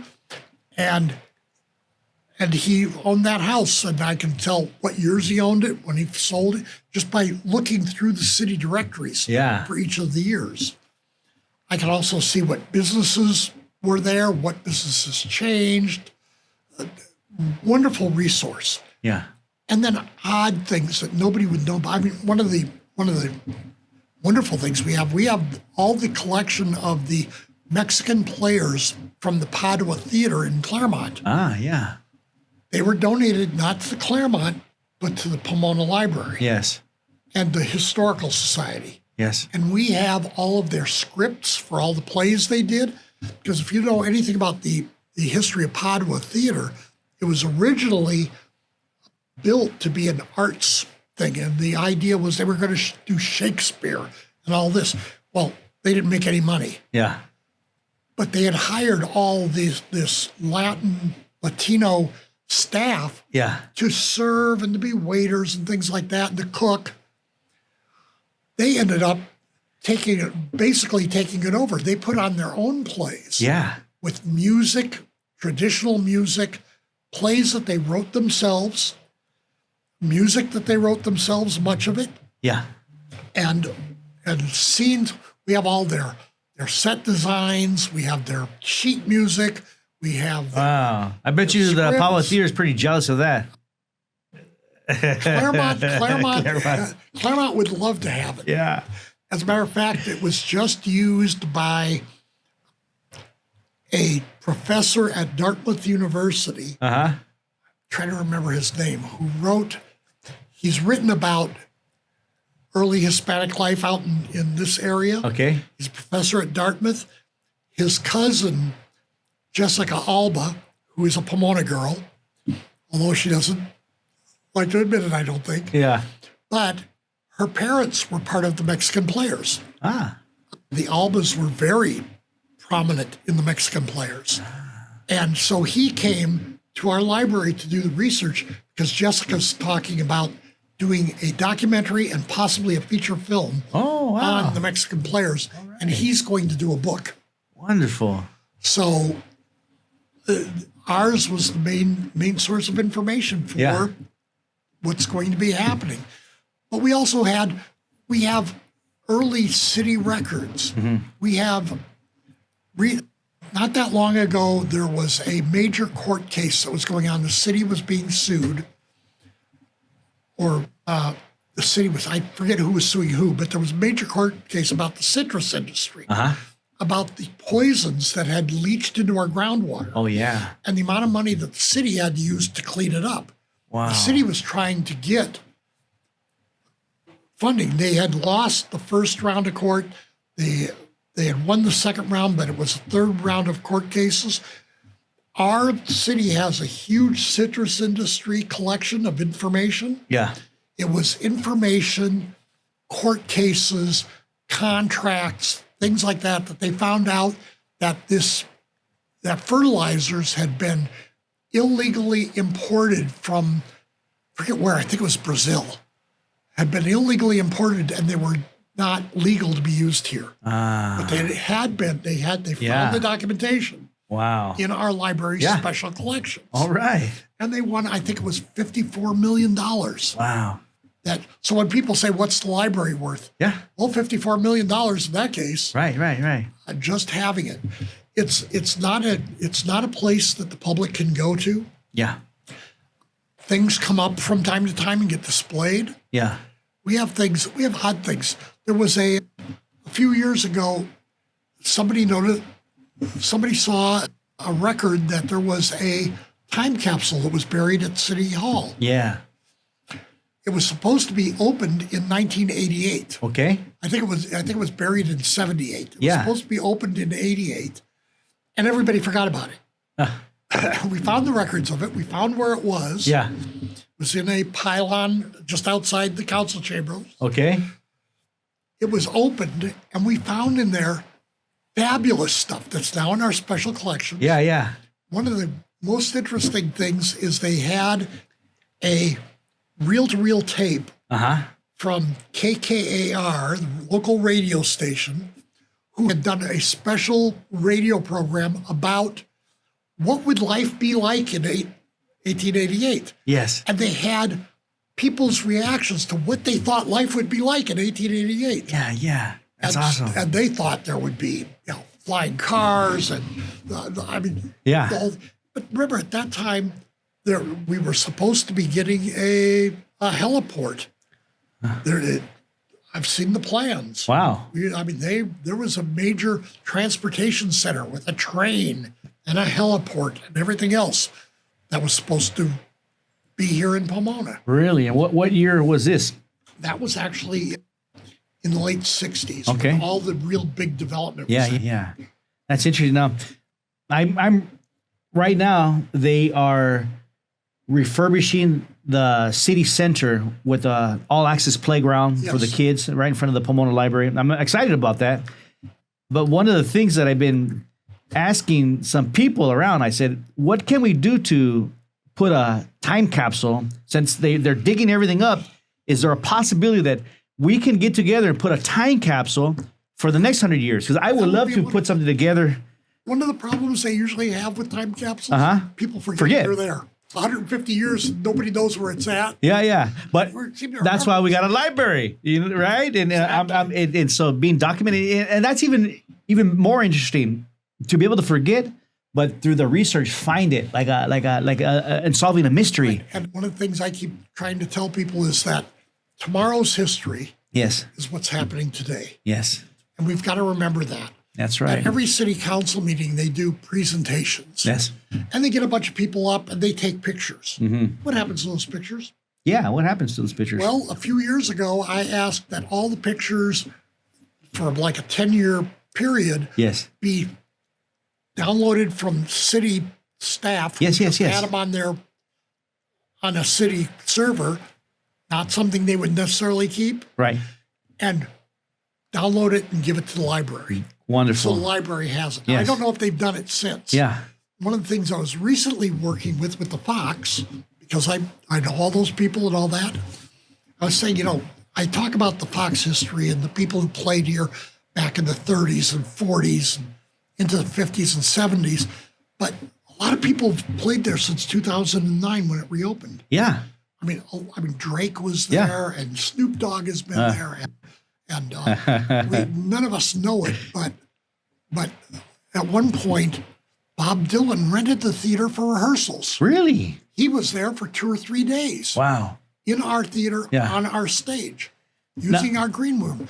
But it was not something that anybody was allowed to know about. Yeah, yeah. But he was there. So I was talking to the person who handles all of that. I said to her, is there a way we can capture some of that history? Yeah. And she has promised me that she has everybody who's played there since 2009 oh my gosh. and all their playlists. My goodness. Think about the recent David Allen columns Yeah, where he talked about the Rainbow Ballroom and who played there, right. or where the Beach Boys played and what their playlists were. Wow, that's awesome. To have that as a record, yes, is going to be preserved. I'm hoping that we all follow through on it and that we get it in the library. Well, I would love to help with that. So I'll volunteer right now. However, what that inspires me to remember that years ago when I was an art commissioner, I had worked a little bit with Tessiers to. I have an idea. I would love to have a large scale mural on one of the big buildings of like the faces or at least the logos of every band or every singer that has come to Pomona to play either the Glass House or the Fox Theater.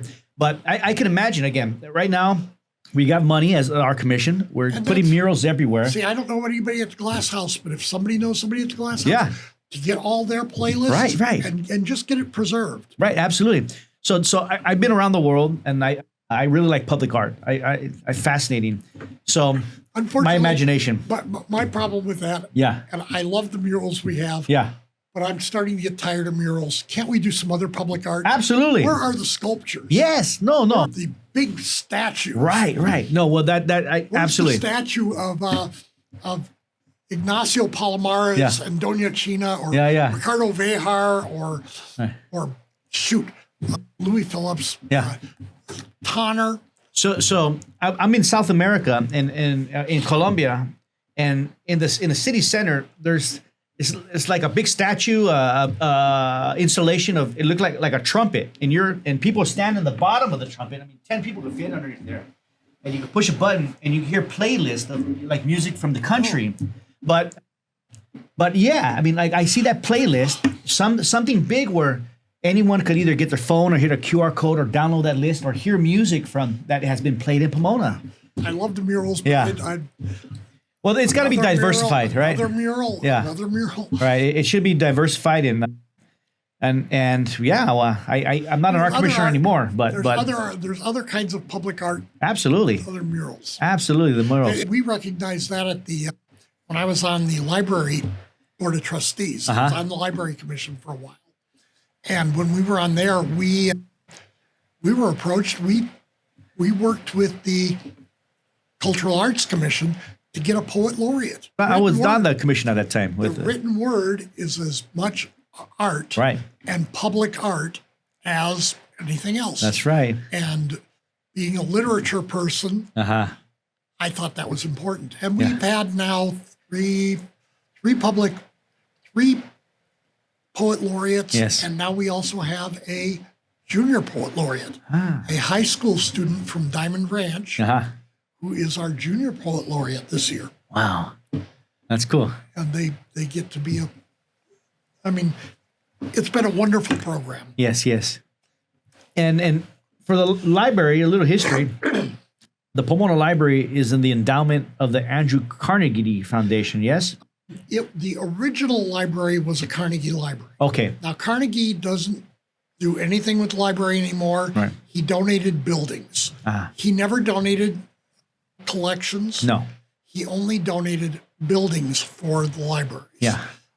He was an interesting man. Yeah. I read a book at the library, at the Pomona Library, like a children's book about his little bit of his life. Probably said a lot of nice things. Yeah, I mean, nothing but nice things. So tell me some other stuff. He thought that in every library that he built all over the country, in the entrance was a big imposing desk, with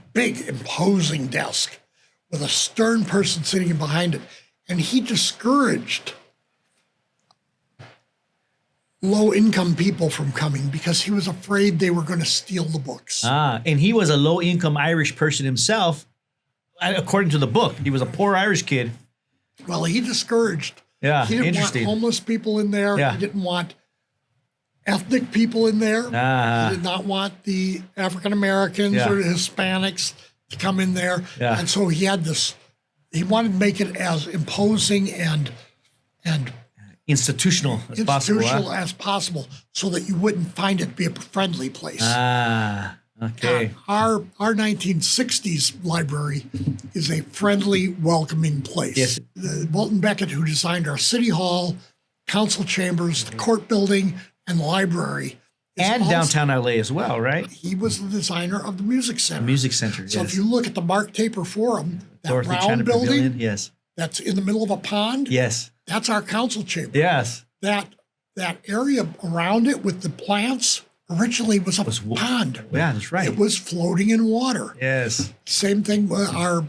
Our city hall looks a lot like the Amundsen. That's right.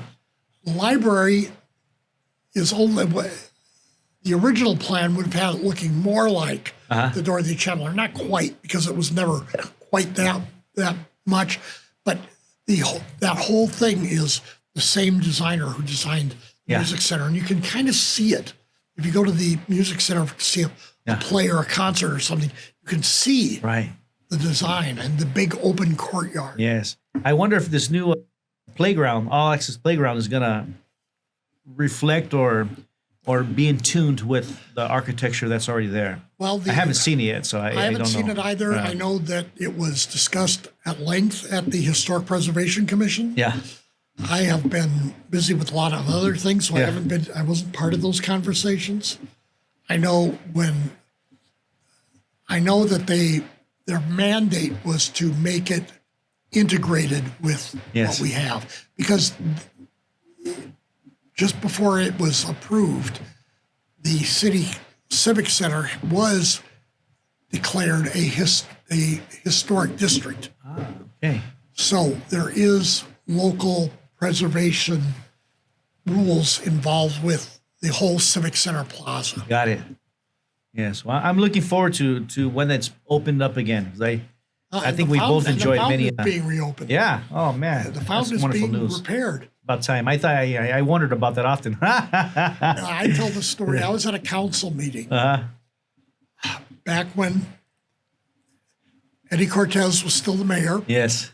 And they were discussing what to do about the fountain. Yeah.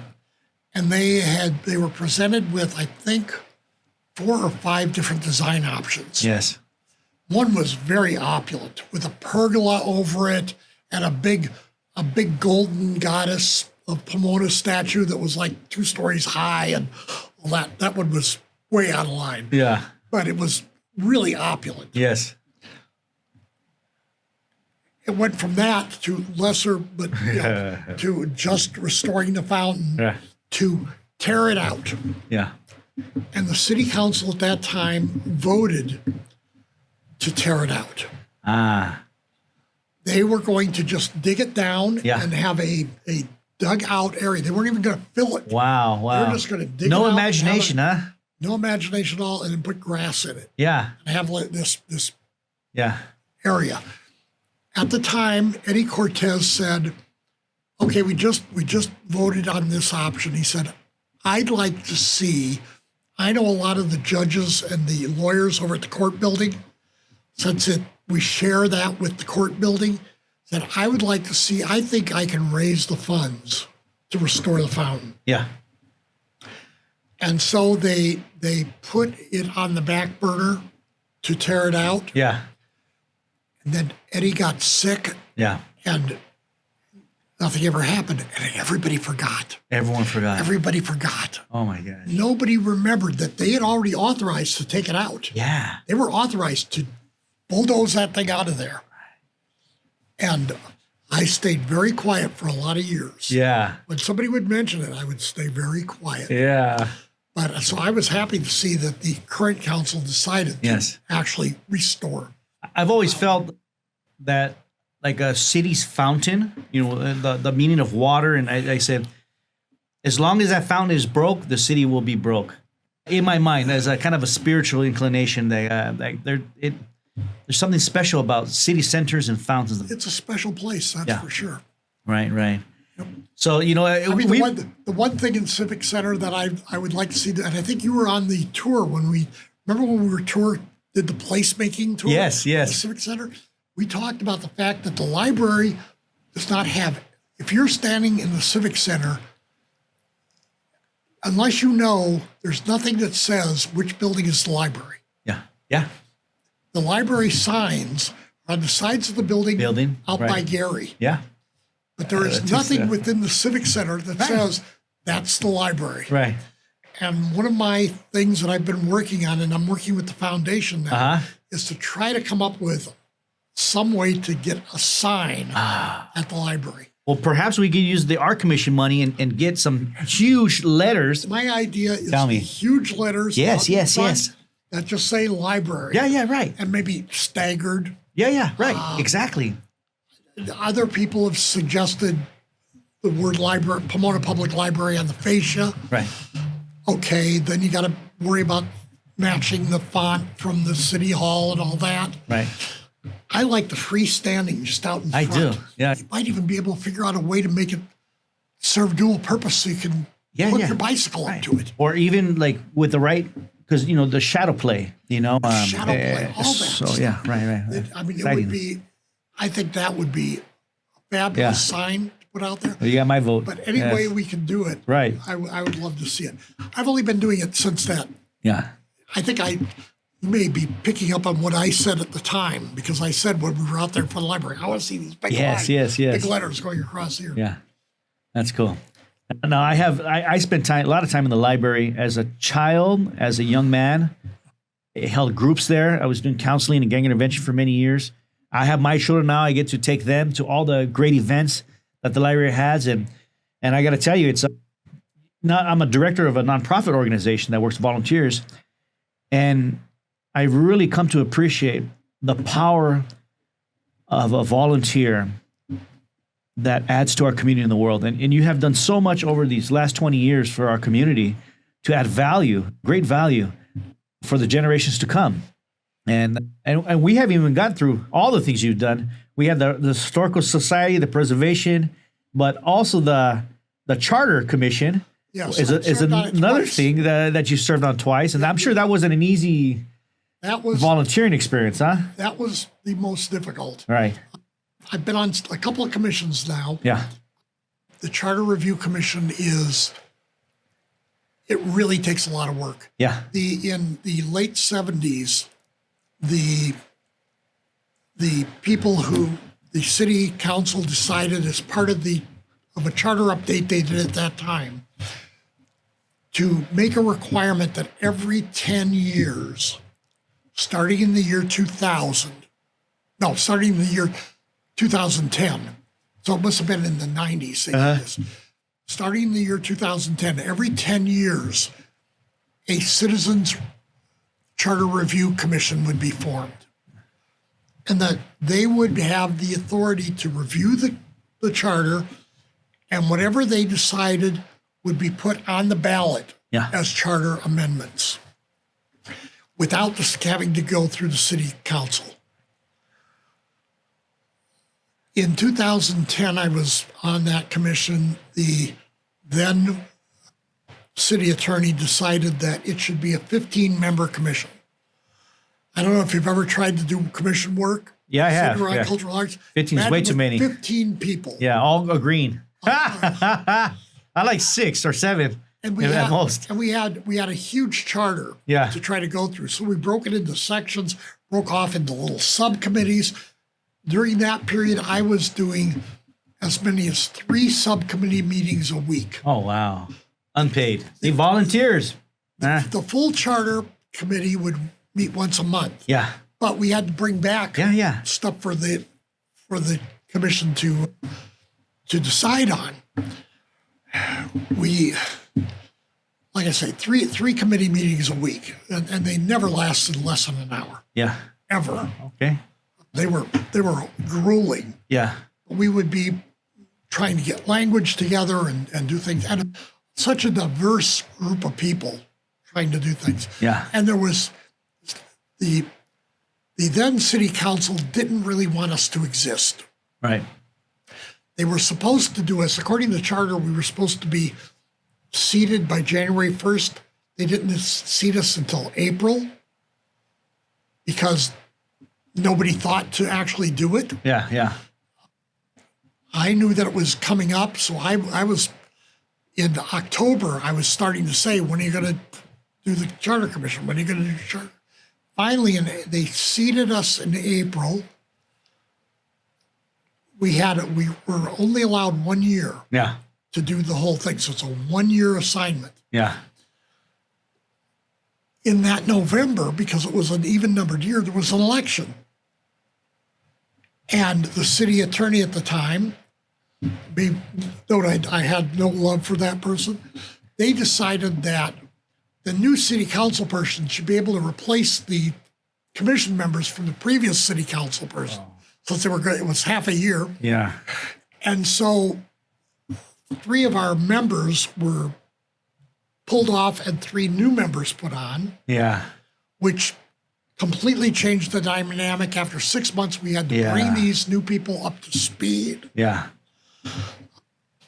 It was a horrible thing. And then because the city was in most dire financial straits at that time, I mean, it was horrible. They were cutting everything. Yeah. We were told we could only have 1 item on the charter. Everything that we had maybe a dozen changes we wanted to make to the charter, including things that came up later. Yeah. Yeah. A way for changing the election schedule, primary elections, a lot of those, police commission, Yeah. those were all part of it. But we were only allowed to do one omnibus thing. Wow. So of course it lost. Yeah. Yeah. We tried our hardest, but Yeah. it lost. Well, in 2020, I was on the commission again. This time it was a regular 7-member commission. Yeah. One of the first things we did was one of the first things we asked for was that any future ones only be 7 members so that they don't play the games anymore. And we met in January and February, and then COVID hit in March, and we went to all offline meetings. Yeah. Yeah. So because of that, they extended our term to 18 months. Okay. With a proviso that even though there was going to be an election, we had to be able to go through. The person who appointed me, as an example, didn't run for re-election. Yeah. So a new person came in, but they were stuck with me. Yeah. So we did get to, do our commission work, and we put 8 items on the ballot. Yes. All 8 of them passed. Yes. Yes.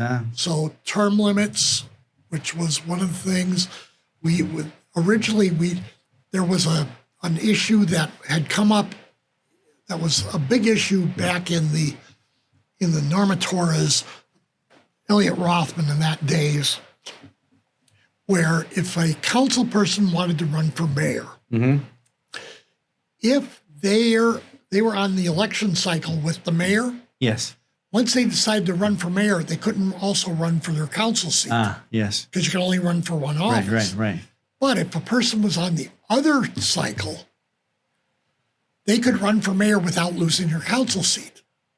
And a lot of people saw that as unfair. Yeah. Certain districts had this advantage. In 2010, we put on there that the mayor would run in an off year, in an odd numbered year. At that time, school boards were elected in the odd numbered year. So while council and mayor were always in an even number year, yes, the school board was always in an odd numbered year. So we thought, we'll just put the mayor on an odd numbered year. Yeah. We'll give him an extra year for the first one and then do it an odd numbered year. That didn't pass. It was a good thing because the state then decided no odd numbered year elections anymore. State elections cannot happen in an odd number year. So all elections now that are run by the county are in even numbered years. Interesting. School board moved to even numbered year elections. Yeah. So now we had this problem. If we wanted, in 2020, we said, we really want to do changes. We want it to be fair for all council people. So we came up with a really unique answer, something that the city attorney was assigned to us, a really great guy, by the way, and really knew charter law. We came up with the concept of resign to run. If you want to run, if you are in a position and you want to run for mayor, you have to agree to resign your seat by the date that the election is. Yes. So if you're in one of those odd, if you're not on that cycle, you still didn't get to keep your council seat if you ran for mayor. Ah, okay. It's called resign to run. When the attorney looked it up, there were 2 states that had such a rule. Yeah. I believe it was Maine and Texas. Only places in the country, and now Pomona has it. All right. So we even came up with some unique firsts. Yeah. I mean, we're definitely the first ones in California to institute it. Now, so far, it hasn't been an issue for anybody. Right. No council people have wanted to run against the current mayor. Right. That worked for Torres. Robert Torres, he wanted to run for assembly, so he had to resign. It didn't make any difference. He had to resign anyway because you can't run for 2 offices. You can't run, exactly. You can't run for 2 offices. But that was a part of that resign to run. No, that wasn't part of that. Oh, that was already in place. Ah, okay, got it. Just as a council person to a mayor. If you're a council person you want to run for mayor and you're in an off-year election. See, if Torres had wanted to run for assembly and it wasn't in the same year, he could have done it without losing his council seat. Got it. Back in the day, I think the whole thing came about back when Norma ran for mayor and George Hunter wanted to run for mayor. Yes.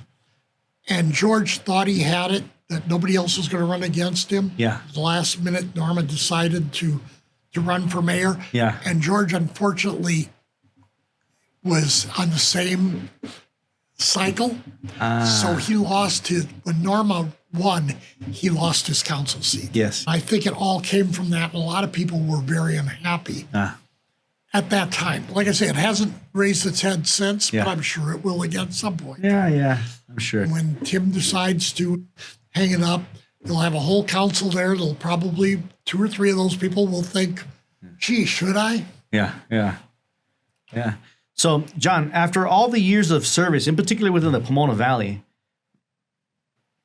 what message would you want to give to the next generation of young people? The legacy that you're leaving behind, I mean, what encouraging words or advice? Because a person like you that's volunteered so much time and so many others like you from a certain era that has given so much to their community, is this next generation following in the footsteps? So that's what I have a little concern about that. The next generation, we're not seeing as much of it. As a matter of fact, we're the boomers. Yeah. Gen X. I'm a Gen X. Yeah, not as many people in Gen X that are stepping up. Yeah. Gen Y, are the millennials. Yeah. not so much, but the ones just following the millennials are starting to actually show up. Ah, okay. I know we're getting, at the Historical Society, we're getting some really interesting people who are just in college, who are showing up to do some work, and not only while they're in college, which, they're getting hours for, but even after. We've got a young man, Jacob, who was doing school tours and continued to do school tours. Unfortunately, he just got a job as a teacher, so we're probably going to lose him. Not because of his unwillingness, but because he's got other things. We have some people who have volunteered, some young ladies who have volunteered to do archiving, who sit and just go through things and mark down what materials we have, put them in a database for us. They're, again, college-age kids, and they're doing it not only as class credit, but on their own time as well. Right. So we're starting to see some of that come in. Great. So we have some hope for the future. Yeah. I don't know what will happen once the Gen Xers retire, if they'll decide, yes, public service is something I want to do. Right. Or not. When people ask me about the things I've done in my life and how do I get to do things, I meet a lot of people who want to know how they get involved in Hollywood. How'd you get involved in Hollywood? And I've told people, if you really, really like something, just do it. Right. I talked to a friend who was a fellow typesetter at one point. He said he really loved theater, but he didn't know how to get involved. I said, just show up. Just show up. I said, and you'll get invited to things where you meet, David Bowie outside the ladies' room. You'll get invited to things where Michael Douglas comes and talks to your table. Not that you'll get to know them or become friends with them. Right. It might happen, but you'll be there. Right. Because you're there and you're interested. Right. If you just show the interest, you'll meet the people and it'll happen. If you hang around whatever it is you're passionate about, will you make money at it? I never did. I made money from typesetting because I was in Hollywood. I made money typesetting because in Hollywood, people needed typesetting. And it just happened. Not something I studied for, nothing I planned for, but I was good at it. Yeah. I was good at printing. My father was in the printing industry, so I just kind of gathered it by osmosis. And what you mentioned, I taught at FIDM, Fashion Institute for Design and Merchandising, which is no longer, by the way. No, my mom worked there many years ago as well. I was there because I knew printing. Yeah. I knew printing, and I was very knowledgeable. I'm one of those people who, when I learn something, I want to know how it works. Mm-hmm. How does this work? What is it that works? And when I taught at Vitam, I was the technical guy. There were all these, I was in the graphics department. All my colleagues, all the other instructors, were all top designers who had worked in Hollywood. Our department head did movie posters. Right. That was his main thing. He had done lots of movie posters. One guy I worked with, Kevin Reagan, had gone on tour with bands because he did music art. While I knew him, he did the James Taylor CD set, the multi-disc with his entire history and 2 booklets. I actually helped because Kevin was working with technology he was unfamiliar with because at that time it was still fairly new. So I helped on that project, not because I know anything about art, but because I know the technical side. I know how you actually make some shiny gold on printing. Yeah. How do you do that? What is that? It doesn't happen when I print it through my laser printer. Right. Or my inkjet. How do I do that? So those were the things that I was able to impart the knowledge I had to a younger generation. Yeah. And I have to say that particular generation I was not as impressed with. Mm-hmm. But then the students we had there were not, how do I say it? They were at a trade school, but they thought they were at a design school. They thought they were at Art Center or something, and they were really, the people who worked there were going to go to work in an art department someplace on lower levels. Yeah. They all thought they were going to be the next art director for Mary Claire or Vogue or something. And believe me, none of them were. No. I had two that might have been able to get in. It probably did fairly well. And some who went on to become social influencers. So I had a mentor many years ago. I don't know if you remember the name Bernardo Rosa here in Pomona. The first Charter Review Commission. That's right, yes. With me, yeah. But one of the things, like as you said, what's important in life is just showing up. You just show up. And there's a quote, right? 90% of life is just showing up or something of that nature. I hate the way the city's being run. Yeah. So volunteer to be on a commission. Right. Most of the time, some commissions, the council person knows who they want to put on. Right. Most of them, they don't. Yeah. They have no idea. I recommend people for commissioners all the time. Yeah. Somebody will say, we just had an opening. Unfortunately, Mickey Gallivan died this past year. She was on with me on the Ethics Commission. I'm currently an Ethics Commissioner. Yeah. She passed away, and Victor Preciado had to make an appointment. I called him. I said, the Ethics Commission has some really good people on it, but what we don't have is somebody from the faith community.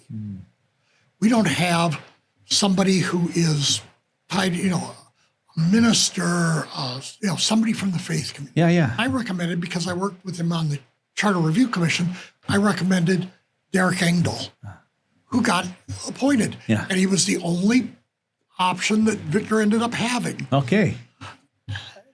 I don't know if Derek wanted to be on it, but if somebody else had been there, they could have been on it. Right. And that goes for almost any of them. Right. Sometimes you say, well, what do I have to do? Well, if you have to ask that question, maybe it's not what you want to do. Right. Is it going to take a lot of my time? Depends on how much time you want to put into it. Yes. I end up putting a lot more time into my commissions when I was on library, when I was on charter review, now on ethics. I put in more time than just showing up to a meeting once a month. Right. I'm sure you know people who were on the commission you were on, who that was it. Yeah. They showed up to commission once a month, and they were hoping they would get a goddess award at the end. Right. I remember on my commission, I created a strategic plan. I mapped out all of Pomona possible sites of art. I mean, because it's important to me, and to go above and beyond. I think it's just a part of my nature. But not everyone is the same, and not everyone recognizes when there are certain people that put in a lot of effort. And when it's when it's not recognized, it didn't make me want to do it again. In that case, I may be a masochist, because even though I recognize, after first charter review, when our thing lost, and we were on the first one, we were not supported at all. Right. Not by the city, not by staff, not by anybody. Yeah. We were told at our first meeting that they wouldn't provide water or sodas or snacks. Wow. To our meeting, and all commissions at that time got lunch. Right. Or dinner. Yeah. We were told, no, you don't get anything, budget issues, blah, blah, blah. So, okay, we're going to volunteer, but we're going to be. And a recent thing that's come up is the city clerk wants to, every city commissioner has two things they have to do. They have to do a Form 700, which is financial thing, so that the state knows if you have a financial interest in anything coming before you, and you have to take ethics training. Right. Those two things. A lot of commissioners don't do it by the deadline they're supposed to. Yeah. The city clerk came to our commission and said, we would like you to set up a system where you fine those who are late. By law, you can fine $10 a day up to $100 to somebody who doesn't turn it in on time. We would like you to institute those fines. And I objected mightily to everybody who I've talked to about this subject. Yeah. Because I think that finding a volunteer sends the absolute wrong message. I agree with you 100%. We are probably going to institute as part of the Ethics Commission that if a commissioner does not meet their obligation, they will be off the commission. Right. But I'm not going to fine somebody for being a volunteer. Yeah. Well, thank you. That would really be disappointing. It's one of those things. I mean, yes, it's the rule, and yes, some cities do it. And yes, you can do that to city employees who don't do it, or even to council people who don't do it. All right. Because you can't kick a council person off the council. Yeah. You can fine them, and if you want to do that, fine. But not when you're talking about volunteers. Right. Volunteers they're special. They are. Even though some of them, sometimes I question the reason they're volunteering. Sure. The good ones are good. And again, I've been on commissions where you can be on a commission, and if you are a person who likes to get things done, city government can be very frustrating. Oh, yes, it can be. Very slow. It can be, and staff often has an agenda that does not meet yours. That's right. And I have found that there are certain commissions where staff runs the commissions. That's right. The commissions don't know what they're doing. Step up and know what they're doing. Right. And as a result, the commissions become very ineffective. Yes. I've been happy that the commissions, when I've served on a commission, I've made sure that didn't happen to us. Yes. That we exerted ourselves. As an example, when I was on Library Commission, we were told the budget was set. There was nothing we could do about it. There was at that point we had not had an increase in the book budget of anything. Yeah. The book budget was at zero. We had not had a book budget for 3 years. And we, as a commission, took the initiative to write a letter as a commission to go to the city council to ask for $40,000, peanuts, to be given for a book budget so we could have some new books. Yeah. Just something. We did it against staff's recommendation, but they recognized they had to, we're an advisory commission to the city council. So they helped us write it. We wrote it. Staff report said there's no money, the commission's asking for this, but there's no money. We have no way of doing the money. Council still decided to put $40,000 back into the budget. Right. You can make a difference. Wow. But you have to be, you can't accept that there's nothing you can do. Yes. And you will be told over and over. Oh, yeah. There's nothing you can do. Because you're making their jobs harder often. I learned that in first charter review when they told us we couldn't have separate items. Yeah. It had to be one big omnibus thing. Yeah. And the city attorney told us that. The city manager told us that. Yeah. So it was horrible. We're coming on almost. Well, we've got over an hour. I still have almost a dozen more questions, but we're trying to keep them short. One of the things that's been on the top of my mind within the Pomona Library. Yeah. Now I know downstairs where the special collections had been, the police department moved down there as they were renovating the police station. Are the police departments still there? And what is the plans with the library and the expansion? In 2012, when the library closed, when the horror days, as we like to refer to them, when they fired the entire staff and then hired some of them back as part-time and they cut the hours, it was a horrible time for the library. Yeah. one of the recommendations that when the LA County Library and somebody else came in and did an evaluation of our operations. Yeah. And said you can save a lot of money if you close the downstairs to the public. Yeah. At that time, we had some meeting rooms downstairs. The computer lab was downstairs. Right. The room for special collections where people could go and actually see some of the stuff was downstairs. And we had other things. And there's also book sorting, and a lot of the guts of the library were down there. So they closed the downstairs to the public. Special collections became not only by appointment only, but if you wanted something, you could request it and they would bring it up to you. Yeah. There was no access to these Right. special collections downstairs. When the police department was looking for a place to temporarily house their staff, at that time, we had no library director. We had minimal staff, so we had no interlibrary staff. There were a lot of departments that were closed. There was a lot of office space downstairs. Right. And the police department moved the chief's off, took over the library director's office. They used a conference room that was down there. That was the original boardroom. Yeah. And some other things. When the station was completed, the police department had been renting space for internal affairs department. They had already updated, communications and that in the basement of the library, and that space wasn't being used. So it was decided to move internal affairs and one other department into the basement of the library. They are still there. Yes. Not currently during the construction that we're going through now, but they are there.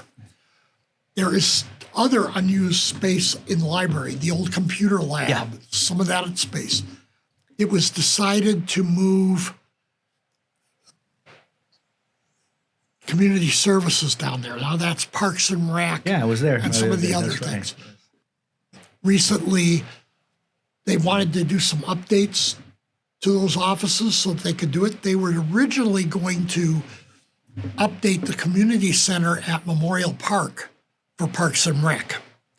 They had allocated, I think, $457,000 to Memorial Park for the renovation. That's after they fixed the roof. Yeah. However, there are additional problems there. The foundation needs to be updated. The current estimate is $1.2 million, I think, to bring that building up to be able to be used. Yeah. So since Parks and Rec or Community Service needed a place, they've outgrown their offices at Palomares Park. Yeah. And the city wanted to bring them closer to City Hall. Yes. They decided to shift that money from Memorial Park to the basement of the library. Okay. At the last city council meeting, this was a major issue for those in the preservation community who wanted to see Memorial Park, where there is a memorial to Pomona's war dead. Yes. We didn't want to see them defunded. Right. Even though in reality it was, I think what it did was brought attention to Memorial Park and what's needed there, and now they're working on trying to get funds to restore the memorial, most of all. Yes. And to get the building restored as well, so that it can be used as a war museum or a military museum. That's been over 20 years. I think more than 20 years. More than 20 years. It's that poor park has been no working restaurant. I think I'm a parent, so it's always important to me as a parent for any park I go to that I have a clean, safe restroom to take my family. One of our historical members, Alice Gomez, yes, I like that. Spoke at City Council, and she always refers to it as Old Man Park. Old Man Park. Because when she was young, it's where the old guys would go to play bocce ball. Oh, right. Yeah. So they would play a lawn bowling type game there. Yeah. And it was Old Man Park. But she, as the wife of a Vietnam vet who recently passed, is very involved. Her husband passed recently? Yes. Oh, wow. Yes, Okay. just passed, just before the first of the year, I think. Oh, wow. Wow. I didn't know that. He's one of the, unfortunately, I've gone to like 7 funerals in the last 6 months. Yeah, there's been quite a few, right? We've lost a lot of Yes. our older members in town. And Jess was one of them. But she's been very involved. They both were very involved in Veterans Affairs. Yes. And so she was very, very upset about, and my wife Deborah spoke at that meeting. I didn't speak mostly because while I understand what it is, I also understand my main concern was that it would be viewed as anti-library, which it wouldn't be because it actually has nothing to do with library operations. Right. There are certain people in the community who have tried to make it look like the library people are trying to get money for the library. Yeah. Library gets no money from it. Yeah. They don't even get, I mean, if anything, they'll get a portion of their janitorial service applied to another budget item. Yeah. But it won't mean any increase or anything to the library. Right. So it's just, they won't have that space if they ever need it in the future. Yeah. But yeah, community services will be going down in the library basement. Right now, the library is closed.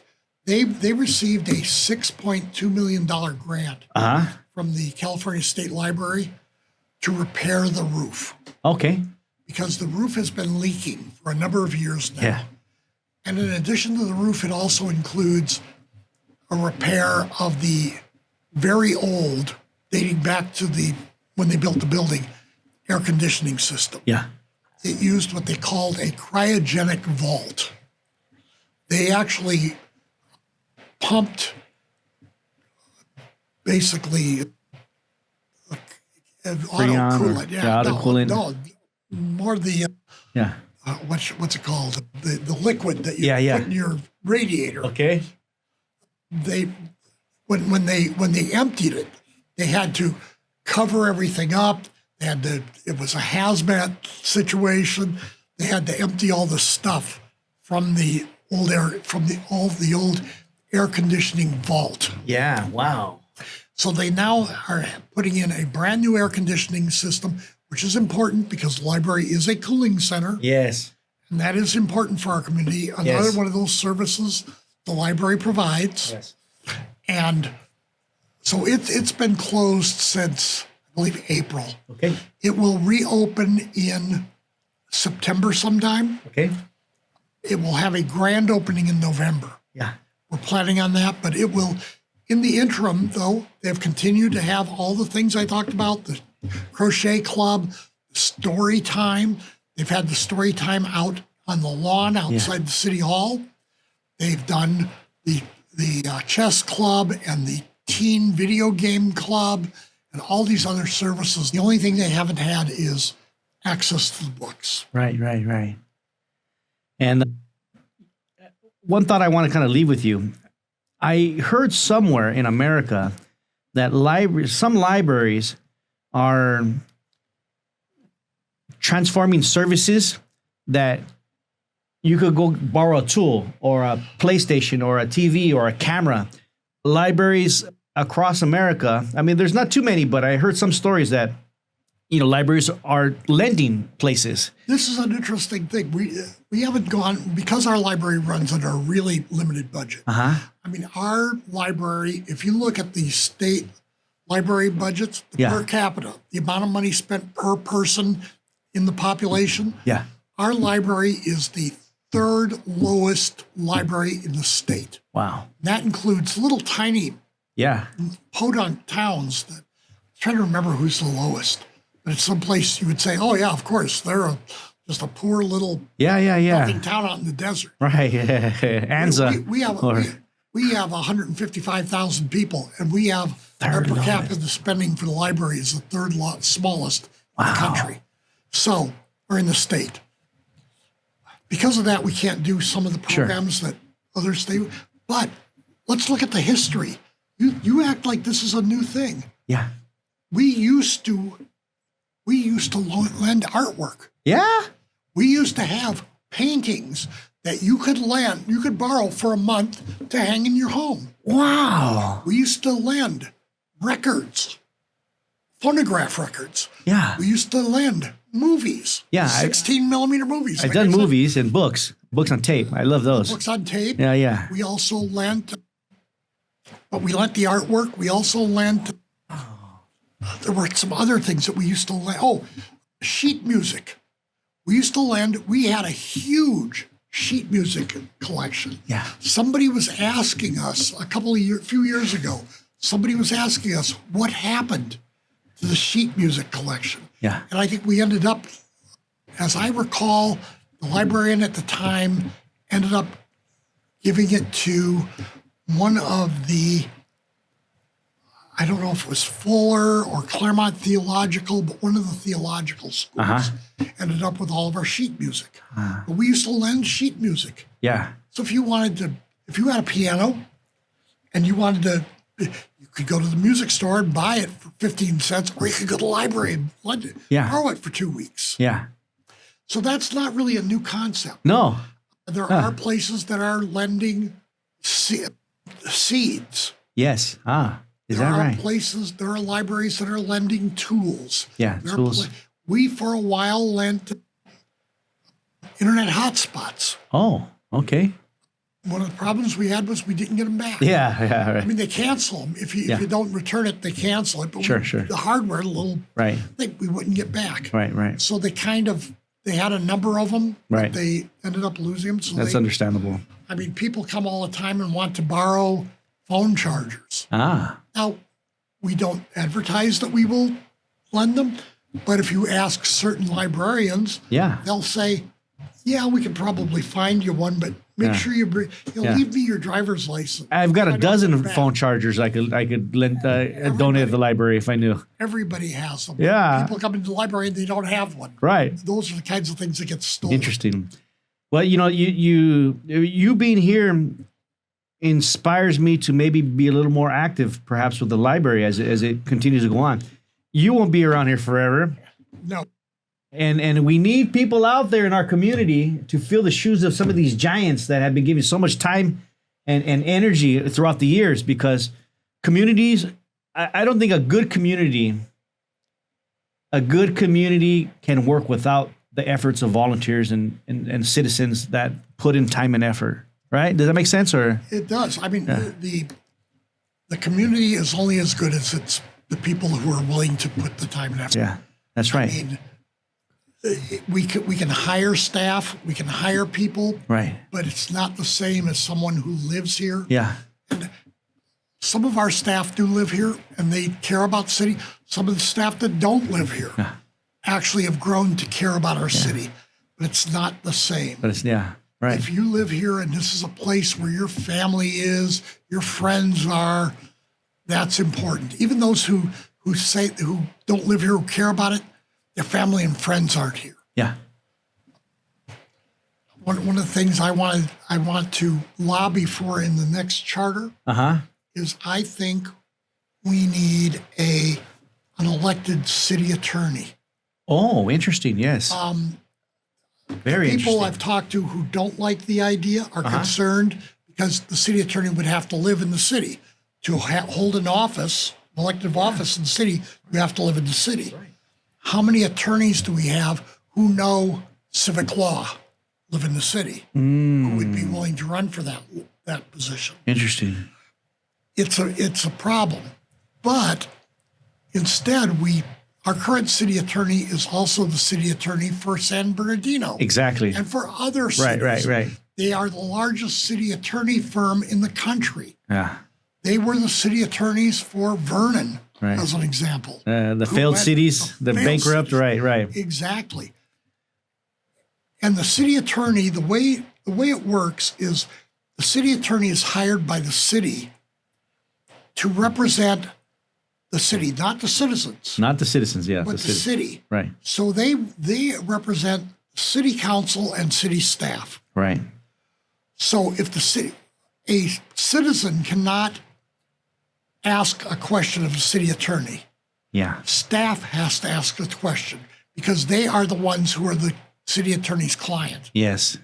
And the fiduciary responsibility of the hired city attorney like that is to the company they work for. Yeah. That's the butt they have to cover first. Yeah. Yeah. So if there's a potential for a problem, they have to cover the butt of the firm first, Yes. then the city council and the city staff or the city structure, Yeah. not citizens. Right. An elected city attorney is responsible to the citizens. I like that idea. They hire other attorneys because one city attorney is not going to be able to. I mean, Sure. city attorney has to have huge staffs. Right. So they could hire the same firm, BBK. But the main person, somebody's accountable. The point of accountability Yeah. would have to be somebody who lives in the city and who is responsible to the citizens. What do you think? Leave a comment below. Again, it's rife with problems. Yeah. I mean, you could hire you could go for a really bad city attorney. Yeah. We've voted in questionable mayors in the past. Because there's also the issue of the strong mayor. Should we have a mayor like LA, where there is no city manager? The mayor, LA, San Francisco, Oakland, the mayor is the head officer of the city. Is that The right? mayor is the one who runs the departments through staff members, but the mayor hires and fires people Yeah. within the city. Our mayor and city council only hire 3 people: Yeah. city manager, the city clerk, And the chief. fire chief. The police chief, right? The Yes. police chief. They're the only ones they have any say in. Yeah. Out of all your years of being here in America and knowing about politics, what do you think is the best solution?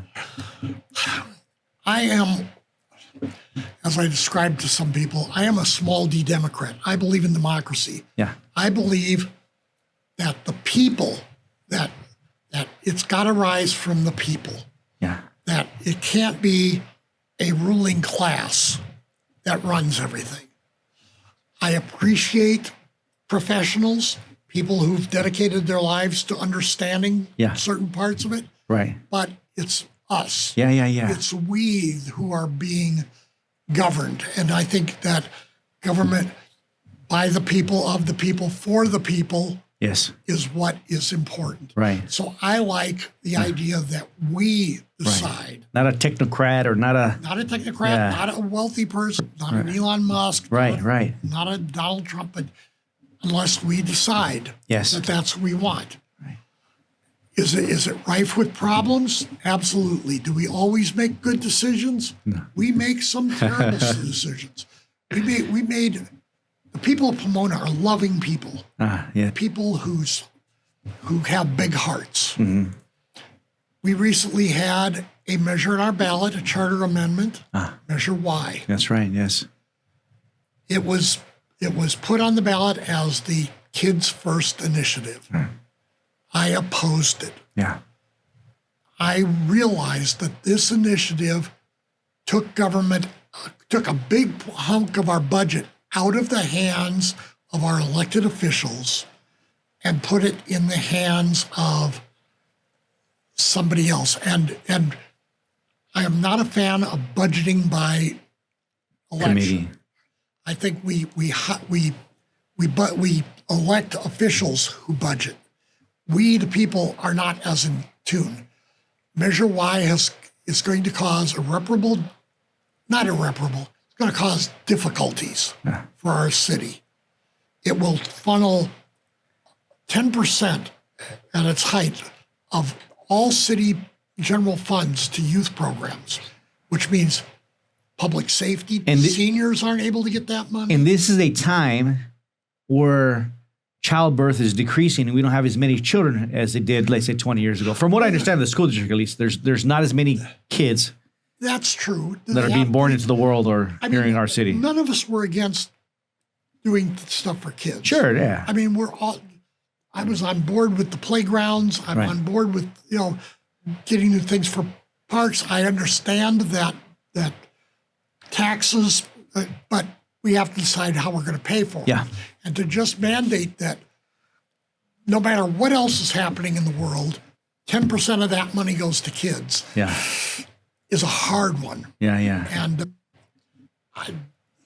it creates a whole new bureaucracy. Yeah. And is it the cities? A lot of the things they have in there that they want to spend money on for kids are things kids need, but are they the city's responsibility?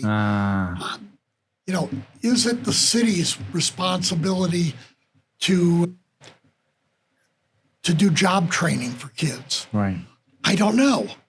Is it? I mean, it's a good thing for the city to do, right. But is it our responsibility, or is that the responsibility of our schools? They get the school district budget is something like 4 times the size of the entire city budget. Yeah. Well, I would agree with you on that. I don't think it's the city's responsibility, but public education, that's another thing. And our public education system, I mean, we need volunteers, we need people to be on commissions and committees and help in many ways, but there's no type of training in that within public education to prepare a young person to give back to a community in multiple ways. No, but we also need volunteers in public education. Yes. We need good people to run for school board. Right. We need good people to volunteer at their local school. Some of the best people who are now doing civic stuff came out of the schools. Yes.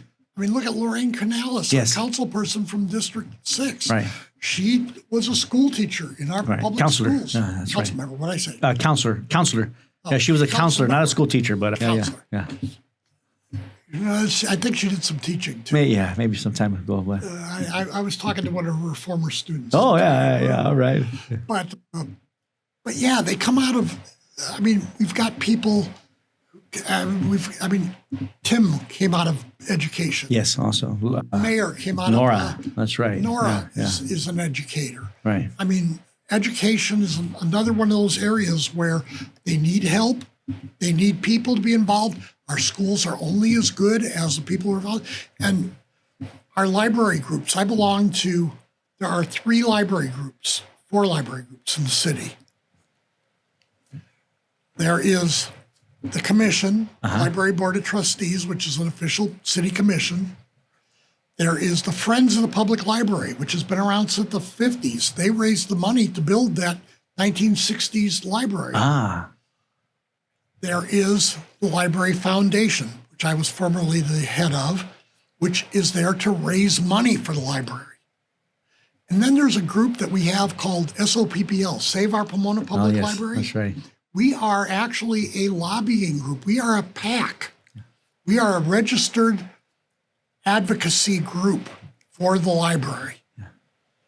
And we look at things like that. And we're right now we're a little worried because there is a mega church out of Chino that has taken over the Chino school board, and they're the ones who want to ban books,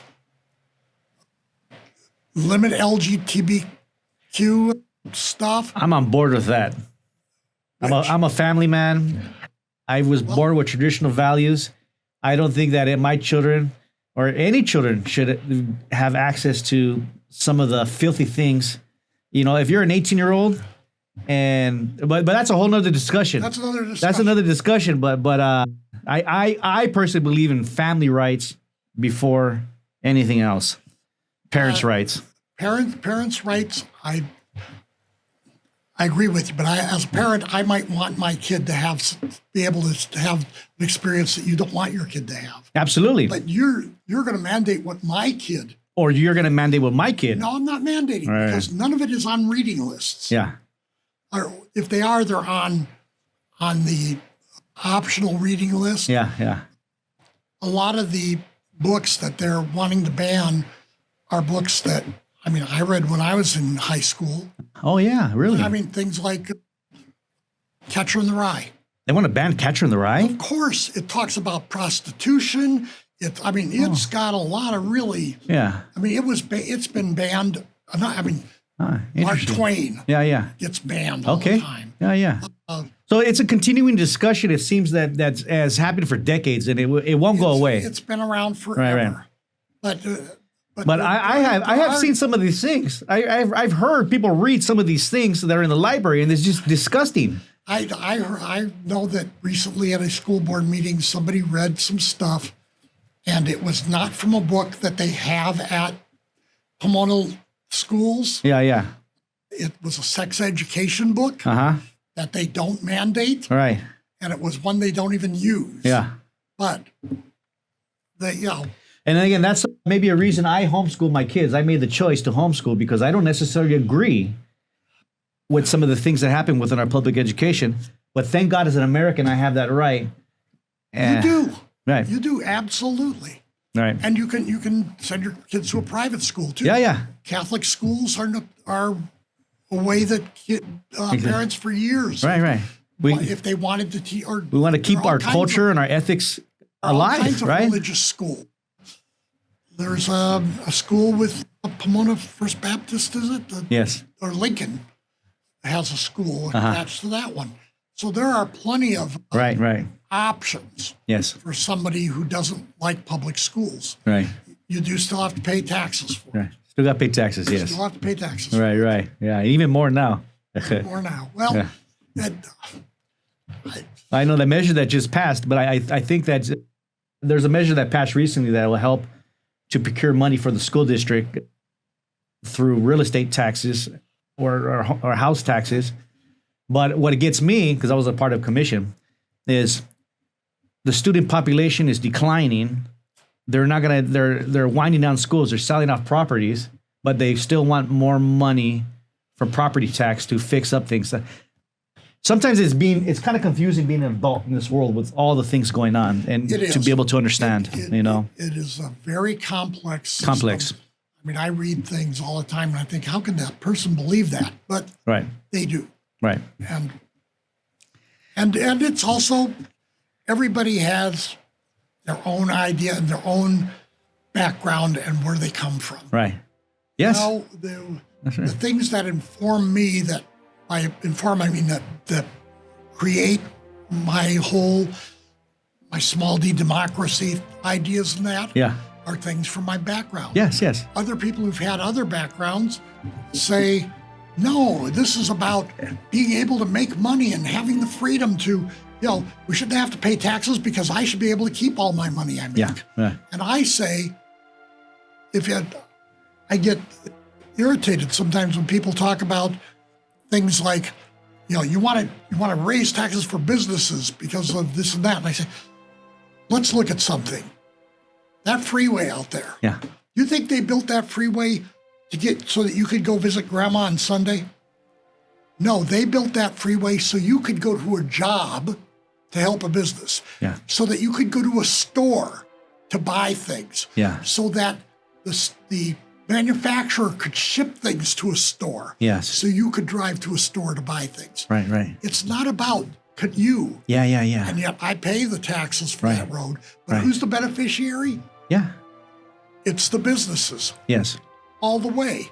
Right. Again, by ways of getting their workers to work. Yes. And so when Obama said that nobody built a business on their own, and the right wing went ballistic because, yes, people build business all the time. No. Yeah. I remember that speech. There was an infrastructure that was set up to make your business successful. That's right. And who's paying for it? All of us. Yeah. And you don't want to pay your share. Right. Yeah. I wish if I had a magic wand, like our voting, that we would get a pie chart, and then we could break that pie chart into percentages of what we feel is right, I guess, and then all the information would be gathered, and the American people through the pie chart, because I personally don't believe that more than 60% of our budget should be going to military and warfare. Here in Pomona, a large portion of our budget goes to the fire department. We're going to come back maybe another time because I'm sure we could continue to go on and on. Oh, we could get things where we don't agree. Yeah. Oh, yeah, that'd be fun. So far, it's just been fun stuff. Oh, that's right. I usually, within my podcast, I always try to stay on the light, something we agree on, relay the positive things that are happening, because I could disagree with a lot of people on a lot of things, but I don't think I'm here for that purpose. So I want to be able to share the good news with people. And John, thank you so much for coming on and hanging out with me and sharing the stories about Hollywood and civic engagement and history and society. And I've learned a few things, and I'm inspired. I'm inspired to do more things as the future unfolds here. You're already doing a lot of stuff. I mean, Yeah.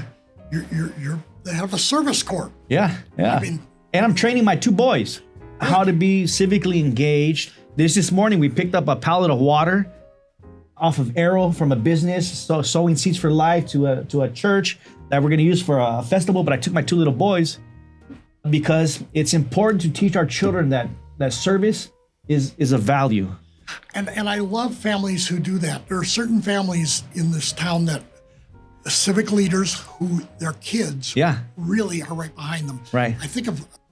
Whenever I think of this, I think of Arturo. His kids, yes, absolutely. His kids volunteer for everything. Right. I mean, they have been out there doing almost everything. Right. And he has taken them to Yes. demonstrations, and he's taken them to meet political figures, and he's taken them to, and I can think of some others in the city also who Absolutely. are that way with their kids. I mean, Guillermo Gonzalez Yes. takes his kids to all kinds of stuff. Yes. One of the interesting things, not all the families, I mean, I've mentioned a couple of people who have the ability to do that with their kids. Yeah. Not all our families do. No, not all. When we started the Library Foundation, one of the things we do at the Library Foundation is every summer we do what we call cultural excursions. Oh, yes. I participated in a few last year. We take some busloads of kids Yes. to different places. Wonderful.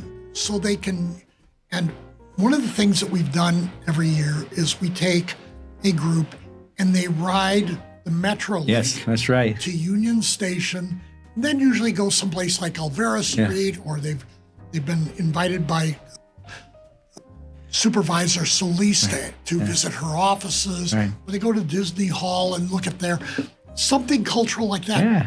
But after the first one, when they came back, they told us that there were kids, when they got to Union Station, they had to go from the Metrolink onto the Red Line to get downtown, and you go on an escalator. Yeah. There were kids, Pomona kids, who have never ridden an escalator. Yeah. It's like, you mean they've never been to Montclair Plaza? Yeah. They've never been anywhere where there's been an escalator? Local. But we have kids here Yeah. who have not had even that level of cultural experience. And so to be able to take them and show them a museum. Yes. I know this year they went to the Museum of Natural History. Yeah. We've gone to the Science Museum.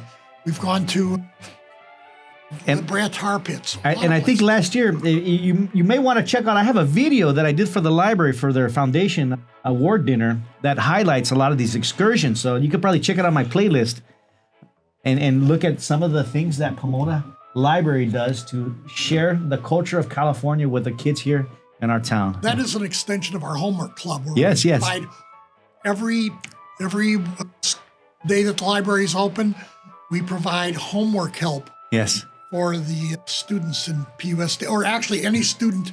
We don't ask where they're from. Yeah. So they can drop in, and if they have their homework, we have college students, mostly tutors, Right. who will work with the kid and help them do their homework. Right. Which is something I never had when I was a kid. Yeah. I was telling my wife I was a good solid C student because my study habits. I was the oldest of 6 kids. Oh, man. My study habits were terrible. Yeah. With a single mother. I mean, wow. It was horrible. Oh, wow. 6 kids and a single mother. Yes. Well, ladies and gentlemen, I'm thinking that's another story for another time. Oh. So as we're winding down here, what is a parting shot? What would you like to leave with the community? A quote, an idea, a thought? We love Pomona. We moved into our little 1931 house and it's a small house, only 1,600 square feet, 3 bedrooms, 2 baths, not a big You know, people think Lincoln Park is a lot of money. No, it's a little family home. And we moved in there, and that is our final house. Yeah. That is where we will be taken out of to go wherever we're going in the last days. Yeah. We have made this community our home. You know, I grew up in the Azusa Glendora area and was in Orange County and was in Alhambra for a while, and connections to Hollywood. Pomona is it. Yeah. Well, thank you, John. Thank you for giving so back to our community. And I of course, I always look forward to seeing your hat, the suspenders. Anytime I go to a Pomona function, I know I'll have a friendly smile and a shake. There are reasons for them, but I know now I can't not use them because everybody knows me by it. Yeah. Like usually I have a hat. People usually know me by a hat, but summertime I you change. You got a beard sometimes, then you're clean shaven. Yes, I don't recognize you. Yeah. It's the ADHD in me. Oh man. But again, thank you. I appreciate you. You keep up the good work, and if you see John in the community, please, give him a wave. You can even thank him for all his years of service here in the city of Pomona. Till next time, Pomona. Peace. Next time. All right. Next time we'll talk about food. Oh yeah. Oh man. I love to talk about food. Oh, remember my blog I did? Uh-huh. Eating Mary Avenue? Right.